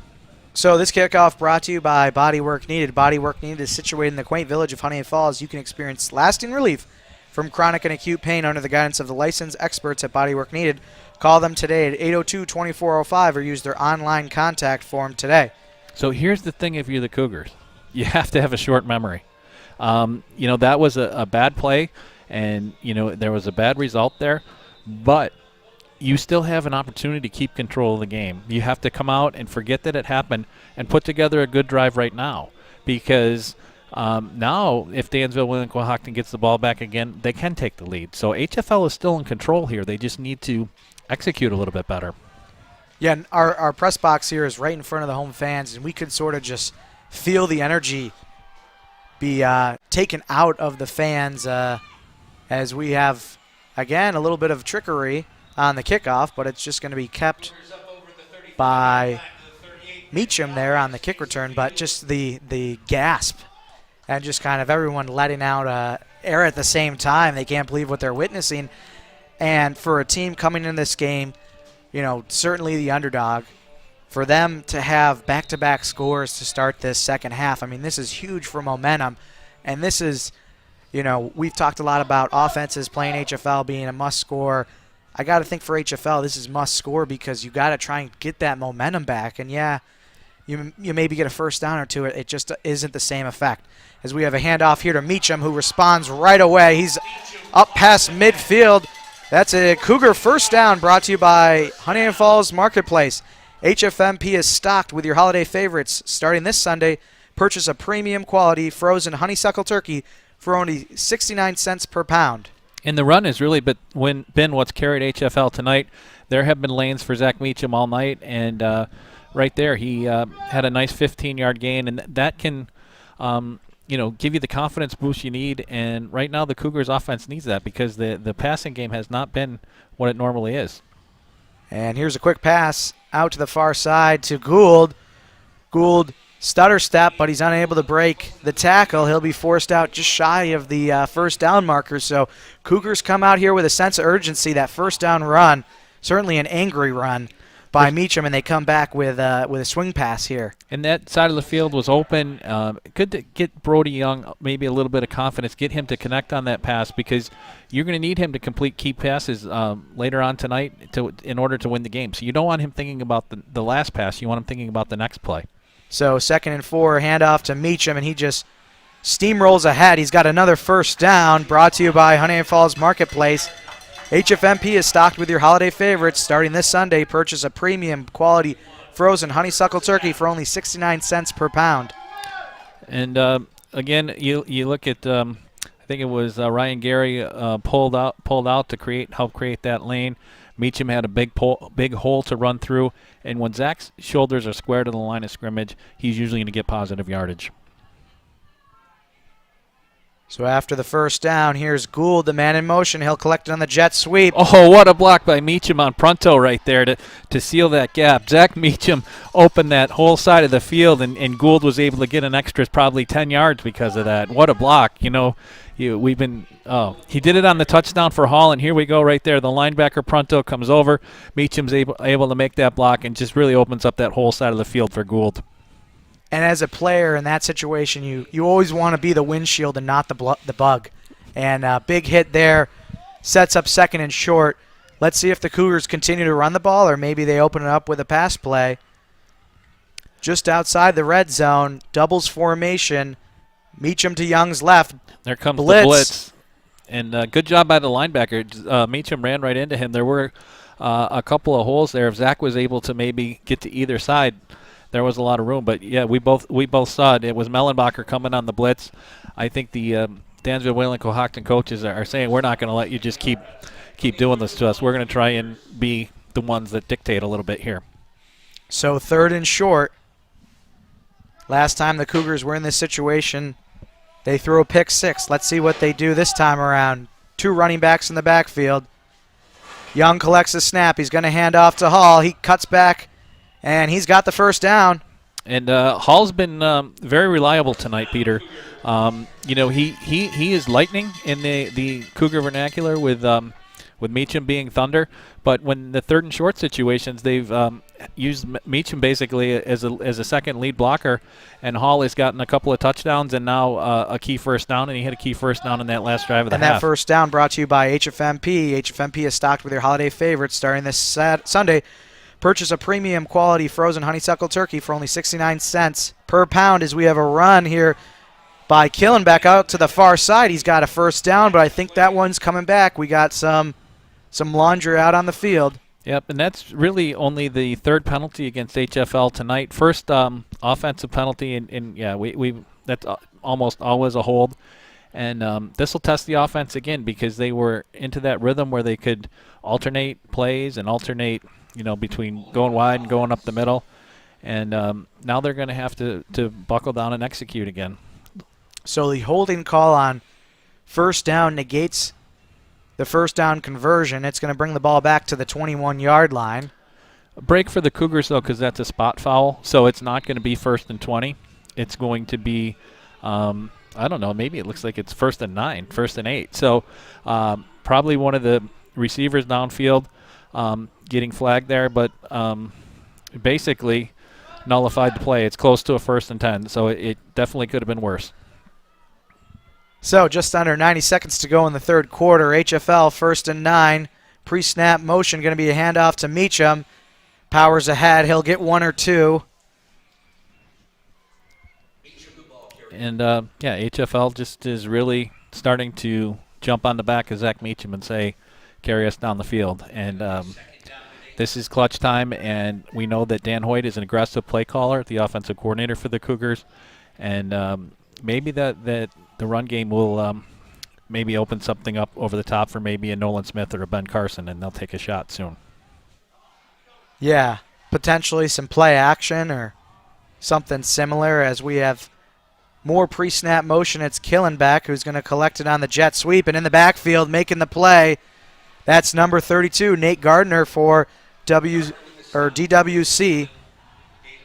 And we called Gardner's name a lot in the first half, Peter. He's been around the ball quite a bit tonight. That's the third carry for JT on this drive.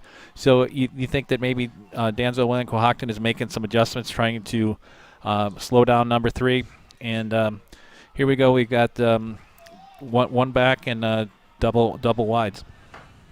So this could be the last play of the third quarter as it's a pass to Ben Carson. Trying to get an extra push. He got out to the 15-yard line, 16-yard line. So he's going to be short on third down. So that'll do it here, third quarter. Cougars up 21-18. Every workplace injury is different, but what comes next is always the same. Questions, paperwork, and stress.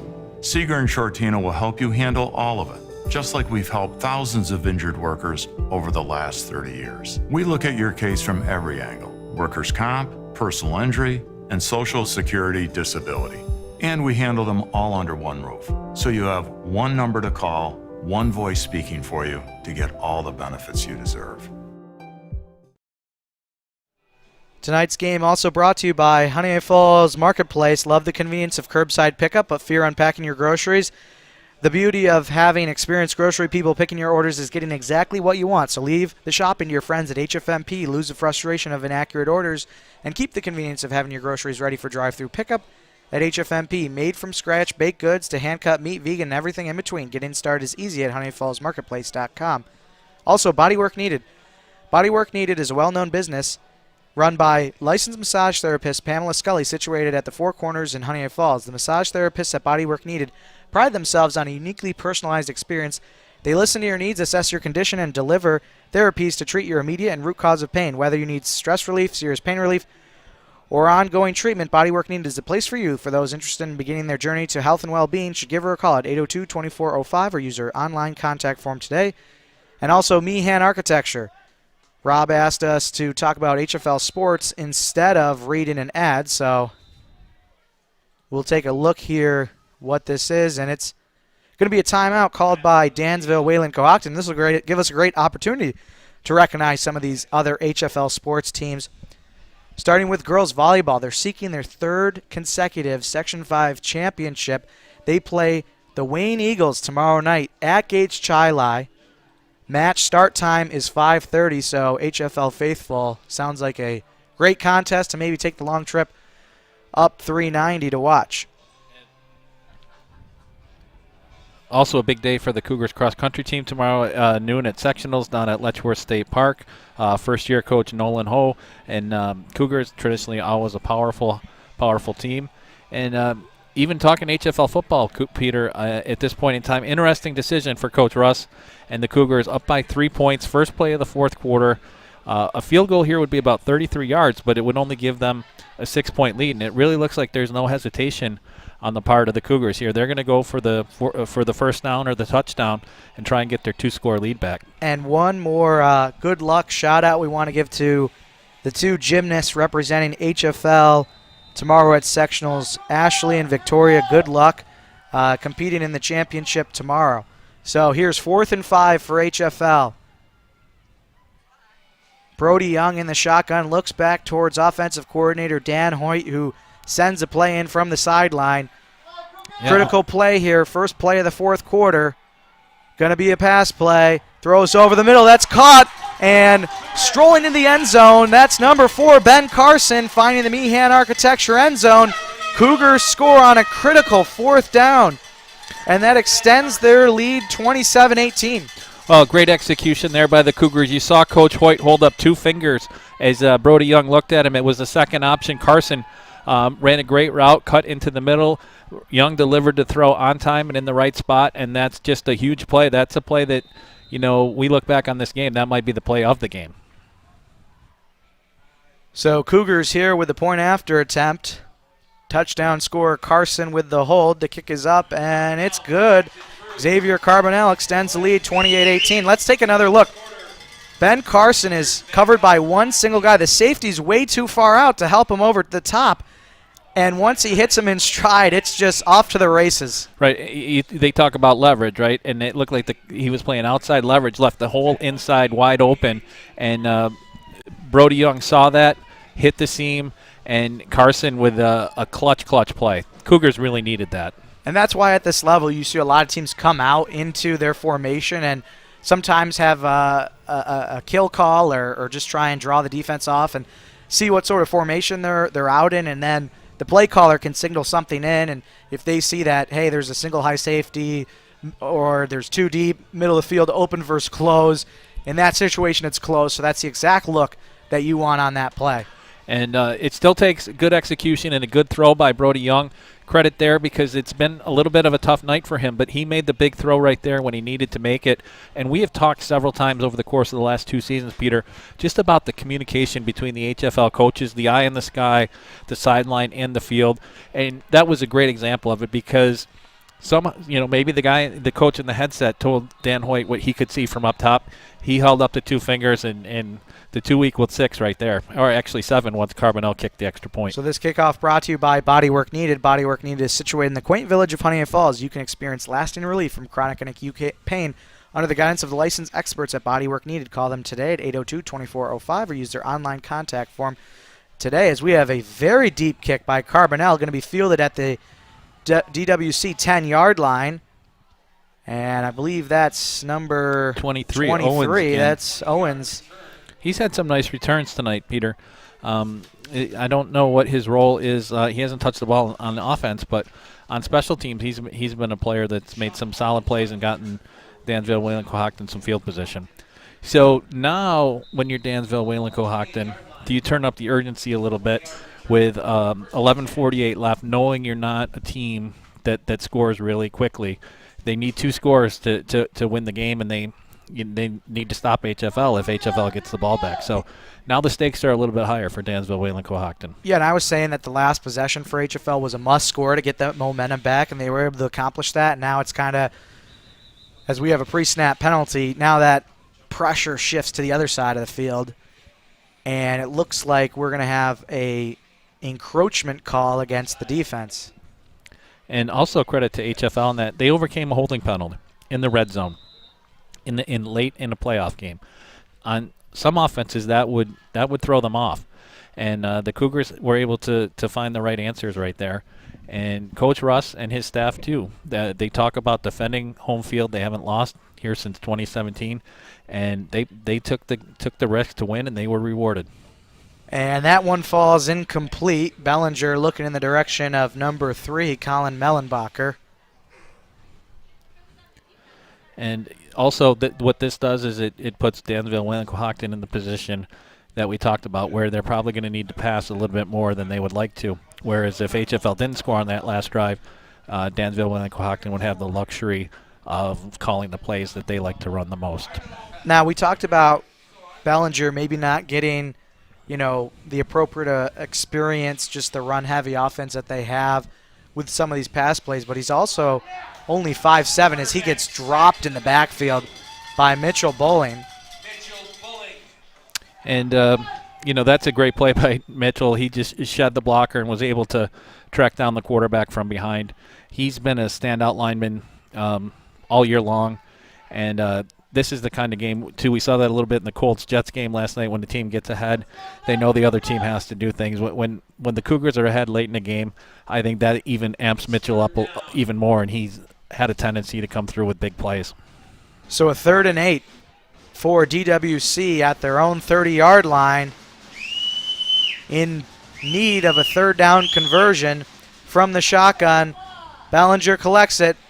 Chucks it over the middle. He's got a completion. Nope, it's incomplete. It was in and out of the hands of number 3, Colin Mellenbacher. And there were a couple of Cougars converging there. I see Carson Joint. Good route, though. Mellenbacher gets in the middle of the zone, but the 2 linebackers, I believe it's Gary and Joint are able to converge and separate Mellenbacher from the ball. So no hesitation here for Dansville Wayland-Cohocton. 4th and 8 at your own 30 and 11 minutes left, down by 10. You have to go for it. No, they're punting. Nope, they're punting, and I think this is the right call. I think your defense has made some big plays, generated some turnovers as we have. Well, we don't know if they're punting. They're in a different formation. They're showing punt, and it's a punt. And it's a high punt. And JT Killenbeck fields it. We got a flag toss, and he's going to be knocked down at the 40-yard line. So they showed something, and it ended up being a punt, but it's certainly a good punt. And you got to imagine that this flag is probably going against HFL. Right, and what that does is shows confidence in the defense that they need to get the ball back. And Dansville Wayland-Cohocton has forced 3 turnovers. They've actually scored on defense tonight. So I think co-coach Darren Knapp is just asking them to do their job one more time. So clipping is the call. So HFL gets pushed back to their own 30-yard line. And I think, like you said, they've been able to generate a couple of turnovers. And I'm just thinking that if you don't convert that 4th down, HFL is going to start with great field position. And if they score with the time that's left here in the 4th quarter, that lead becomes a little bit insurmountable. Yeah, no, I think it's the right call. It looked like originally I just read the personnel wrong. But now I think we're going to get a heavy dose of Zach Meacham and just see if the Cougars can eat up some yardage and eat up some clock. Yeah, the way that Brody Young's been throwing the ball, he's had a little bit of an off night with the 3 interceptions. I think you just got to go to old reliable Zach Meacham, and you can see there he just powers ahead, 2 hands on the football, making sure that he's not going to let that one touch the carpet here. And, you know, the Cougars will also mix in Donnell Hall and JT Killenbeck to, not Zach won't carry it every play. And those two definitely have the potential to break a long play. So 2nd and 5 for HFL, 2 running backs set. It's going to be Meacham. He's got the 1st down. Falls past the 41, so that's a HFMP 1st down. HFMP is stocked with your holiday favorites. Starting this Sunday, purchase a premium quality frozen honeysuckle turkey for only 69 cents per pound.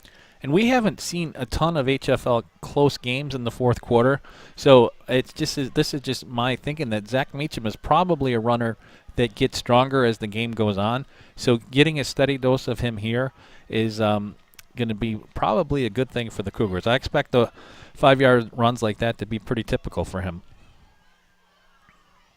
So here's another running play for the Cougars. And it's going to be Zach Meacham falling just about a yard or 2 short of the 1st down out towards midfield. And this is exactly like you mentioned what HFL wants to do.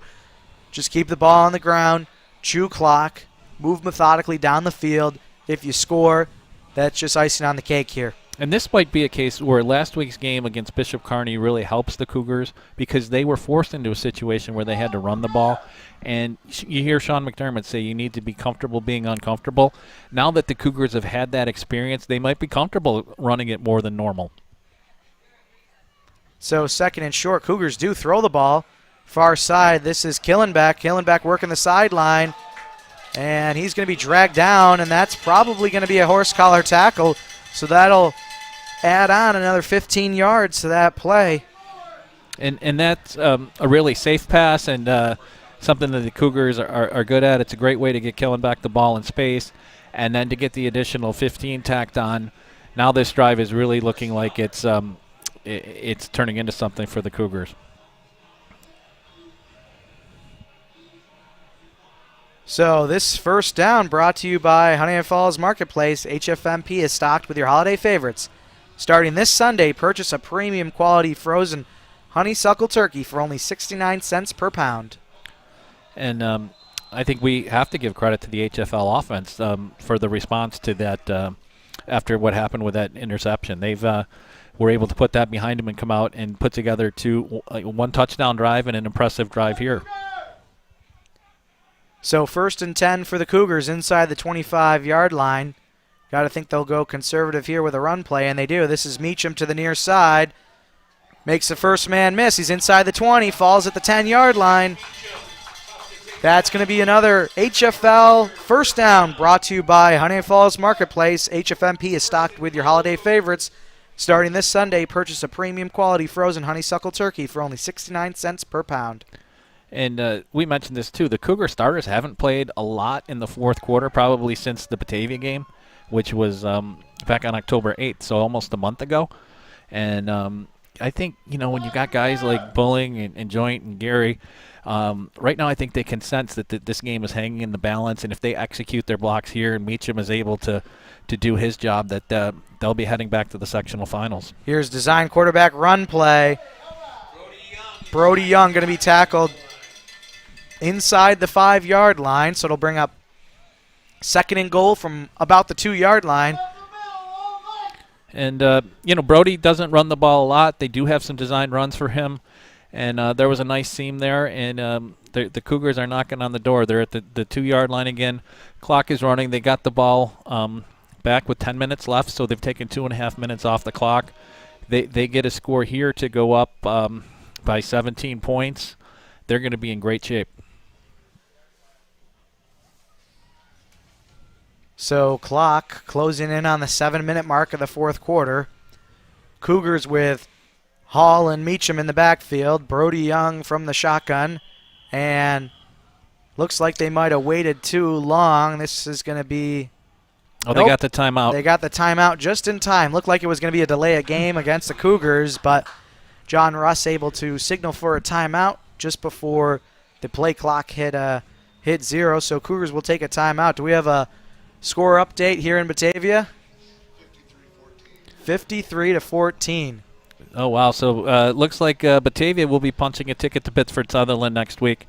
And, the Cougars are close. I think a touchdown here puts them in great position to do that. And we were at the first game in Batavia, 27-26, right? 27-26 final. And I would expect, if there is a rematch, for it to be highly anticipated and very, very exciting. And obviously we didn't get a chance to watch any of this Wayne-Batavia game, but you got to wonder whether or not the quarterback for the Wayne Eagles, Mason Blankenberg, was 100% if he even played. Obviously I'm not aware, but that was certainly a question mark going into that one, as the Cougars have second and goal here from the 2-yard line.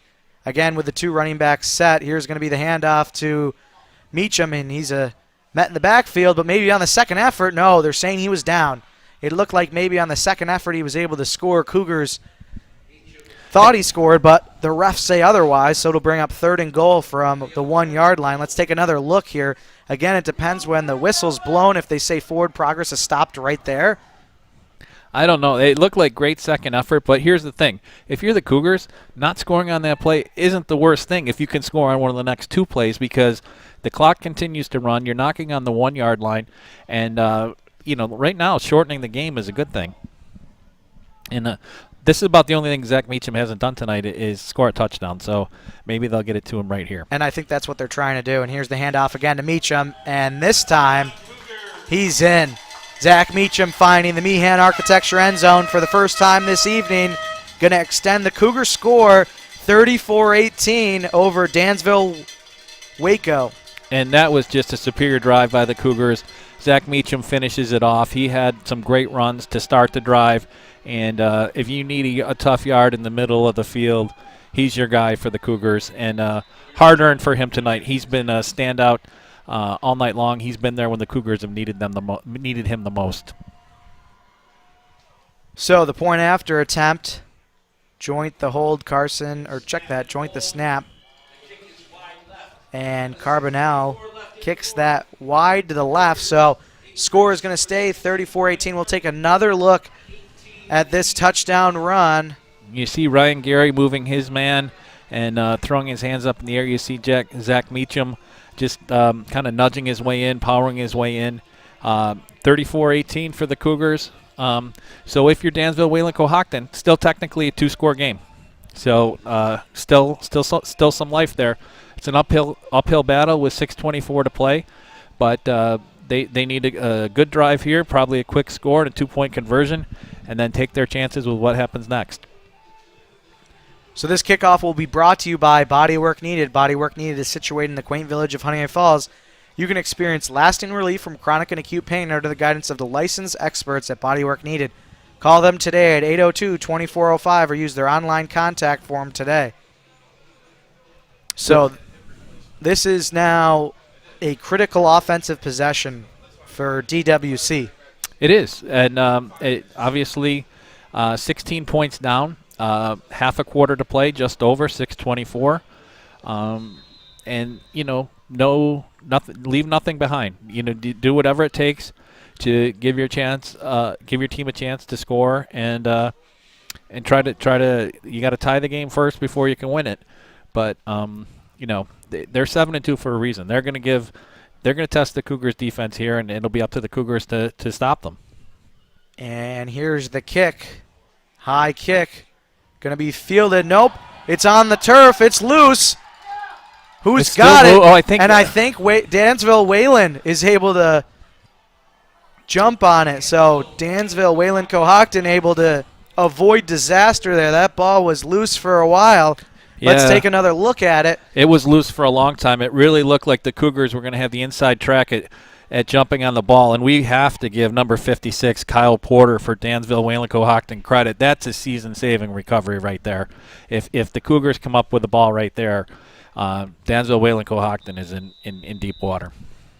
So we talked about at the top of the broadcast, one of our Bullfinch Fun keys to the game being don't be afraid to reach deep in the playbook, and I think that's what Dansville Wayland-Cohocton's got to do on this offensive possession as we have a pass play, hook and ladder, so right away they go with the trickeration, but it's going to be a minimal gain there for Evan Prunto.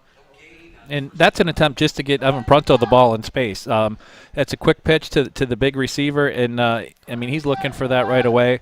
HFL has seen this on film. They've run a couple famous hook and laterals in Cougar history, so well positioned there. A 1-yard gain there. That's a win for the Cougars. And the tough thing on that hook and ladder is we have some pre-snap motion against DWC. Is it's such a shallow pass play that the hook and ladder handoff exchange occurs so close to the line of scrimmage that guys who are at the line of scrimmage are able to come back and make the tackle. I think you have a little bit more success if you can try and have that play at least 10 to 15 yards down the field. I totally agree. The first hook and ladder I've ever saw was Duriel Harris in the Miami Dolphins in 1982 against the Chargers, and that was a touchdown from downfield. In a close area like that, tight space, there's also chances for intercepting pitches and fumbles, but Dansville Wayland-Cohocton has to do whatever it takes right here.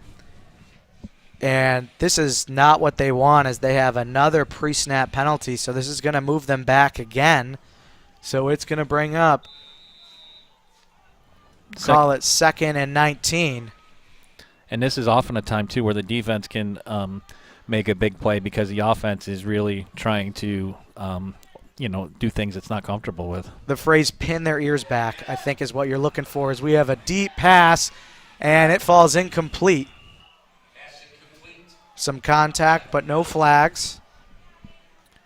The HFL defense, I think, they know what to expect, and they know that the ball is probably going to be put in the air at this point in the game. Right, and number 11 for Dansville Wayland-Cohocton is Chris Giovini.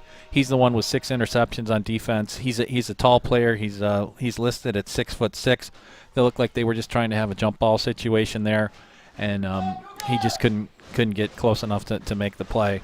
And now it looks like they're moving Bellinger out to receiver slot position. Gardner's taking the snap, so it could be trickeration here too. So Gardner has to work to his left and then back to his right. He's able to make Mitchell Bowling miss, and he'll just tuck it and be a runner. And he's not even going to get back to the line of scrimmage. He'll lose a yard, so it's going to bring up 4th and 20. And at that point, it's tough. It is tough. You go to your left, you go to your right, and you try and keep the ball in a position where you can throw it. And all the while, you got to keep your eyes downfield. And, it looks like everything's covered on that right side. Almost lost the ball at the end of the play. And he did a fantastic job of extending the play and giving his team a chance. There was just nothing there to seize upon. So now 4th and 20. You got to think this could be the game here if DWC is unable to convert, especially this deep into their own territory. Ball is at the 33-yard line. Let's see. Yep, they do. Was wondering if DWC would take a timeout here. I mean, this is the season. Yeah. I mean, that's not being overly dramatic. Without a first down here, it would be nearly impossible for them to come back and win this game. So you have to put everything you have into this play and just try and do your best to get a first down and extend it. If you're HFL, it's one more play of doing your job, not letting anybody get behind you, not letting tackles get broken, and just take care of business for one play. I'm sure that that's probably the message. Give us like 8 great seconds right here, and you're probably going to the championship game. So as we mentioned, Bullfinch Fun keys the game. Know your assignment. Defense has got to know where they need to be. They can't have a breakdown. And Dansville, Waco, they gotta execute whatever play they call here. Yeah, and they've got to come up with something. And I like the tall receiver, Giovini, and I like maybe getting the ball to Pronto or to Mellenbacher. It looks like Nate Gardner is going to be the quarterback here on this 4th and 20 play. But if you look at the Cougars' defensive backfield, there's 2 players that are behind the first down marker, 1 at the first down marker, so they just want to be tackled in front. Here's the play. Gardner tosses it up deep, and it's going to be intercepted right to Carson Joint. And he's tackled inside the 25-yard line and one, it looks like. Penalty flag. And you got to think that that's the play of the game. And the Cougars are just under 4 minutes away from their 3rd consecutive title game as we take another look at this play. And, I mean, you talk about doing your job and knowing your assignment, right? Carson Joint just was stationed right in the middle of the field, keeping his eyes on everything in front of him. And Gardner was trying to make a play, trying to force something to happen. The ball came right to Joint. I believe that might be his 3rd interception of the year, Peter. It is. It is his 3rd interception, probably the easiest one. And, just a great job there, securing the ball, nice little return. And right now you can almost feel it if you're the Cougars. So Cougars, after the horse collar tackle, personal foul penalty, it'll put them inside the red zone. So the first down handoff goes to Meacham. Maybe 2 or 3 yards there on the 1st and 10 carry.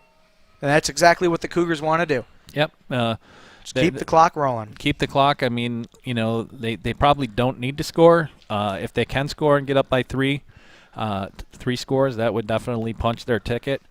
But right now it's more important to hold on to the ball and keep the clock moving. 2nd and 7. Ball inside the 10-yard line. Handoff to Meacham. Zach Meacham inside the 10. Going to be close to a first down. Looks like it's going to bring up 3rd and 1. 3rd and short. Inside the 5-yard line. So the Cougars can pick up another first down to bring up 1st and goal if they're able to convert here. If not, can always kick a field goal. Xavier Carbonell is pretty reliable from this distance, but certainly a touchdown extends the lead even more. It makes, I think, everybody in yellow and black breathe just a little bit easier. So now under 3. Here's the handoff to Meacham, and he's in. Touchdown Cougars. Zach Meacham back in the Meehan Architecture end zone. Cougars now with 40 points up on the board. 40 points, and Zach Meacham very deserving. Good block there. I believe Charlie Kirby was pulling. Zach Meacham runs into the end zone, and, 2nd touchdown of the quarter. He and Nolan Smith celebrate there, and I think that Cougar fans can make plans for next Saturday night at 6 o'clock at Pittsford Sutherland. So we'll have a PAT here just for good measure. Xavier Carbonell kicking. Missed the last one. This time he's up. And he's good. So Cougars 41, Dansville, Wayland-Cohocton football team 18. And like you said, I think if you're in black and gold and certainly standing on that HFL sideline, you can start to feel it. It's going to be 3 straight trips to the Section 5 Class B title game. They lost the first one to Livonia. They won decisively last spring against Batavia, and it sounds like they are on a collision course for a rematch with the Blue Devils next Saturday. Absolutely, and what a response by the HFL offense after the game became 21-18 late in the third quarter. This Cougars had a rough start to the second half, gave up a touchdown on the opening drive. Dansville Wayland-Cohocton then made a huge defensive play. Mellenbacher pick 6, 21-18. The Cougars were able to put together that drive to kind of steady the ship, and then 2 more touchdowns here in the fourth quarter to seemingly put it away. So this kickoff brought to you by Bodywork Needed. Bodywork Needed is situated in the quaint village of Honeoye Falls. You can experience lasting relief from chronic and acute pain under the guidance of the licensed experts at Bodywork Needed. Call them today at 802-2405 or use their online contact form. And, Peter, just a great run for the Cougars. They have not lost a game this calendar year, have a chance to play for 2 sectional titles in football in 6 months. And Coach Russ has talked to us about this senior class wanting to leave its own mark. After the first championship was won in May, the class of 2022 wants to continue to hold the torch high. So let's see if Dansville, Wayland-Cohocton have a miracle left in them. They got 1 timeout, 2.5 minutes. It's a tall order, down 41-18 here at HFL. And Dansville Wayland-Cohocton has been very, very impressive tonight, especially the second half. They could have been down and out after giving up that drive late in the first half, and they had the perfect response to start the second half. And for a team that is really first year together as a unit, I think that they're only going to get better as time goes on, and they will be a force in Class B moving forward. And that pick 6 there by Mellenbacher, I mean, you started to think that this one's about to turn and go the other way, and HFL comes out and responds as we have a run here by that's a big guy run. That's number 53, I think, for 52. 52. So that's Holden Freeman, captain of this DWC football team. And both coaches mentioned that he's an anchor on both the offensive and defensive lines. And, maybe that's a little bit of a thank you to him for everything he's given to the program, for being a senior leader and a chance. Everybody likes to see it when the guys with the high numbers carry the ball. And I think that might be just a chance to say thank you for everything you've done. And the Cougar freight train starting to react to the score here as Dansville Waco looks like they're just going to run the ball here, not try anything too crazy. Just we're about 90 seconds left in the fourth quarter, and I believe this is going to be our final broadcast, final football broadcast of the season next week. Sounds like it's going to be broadcast live by another media group. So we want to first thank all of our sponsors who've been with us this season, especially Seagar and Shortino, our title presenting sponsor, all the support they've given us, as well as Honeoye Falls Marketplace, Bodywork Needed, Meehan Architecture, Four Corners Eye Care and Optical, and the Bullfinch Fund. And, of course, the Mendon-Honeoye Falls-Lima Sentinel, who, Steve, they allow us to be inside everyone's living room on Friday night, sharing this HFL team with the online community as a penalty here. Not going to mean a whole lot as we have a little bit longer conversation between the officials. It's going to be against HFL, and it's going to be enough for a first down. And, Peter, I'd just like to say thank you to the Sentinel as well. I mean, it's been a pleasure working together and getting to know you and your family. We got your dad, the publisher up on when you got the publisher running the camera, you can tell, it's a family operation that takes a lot of pride in serving the community.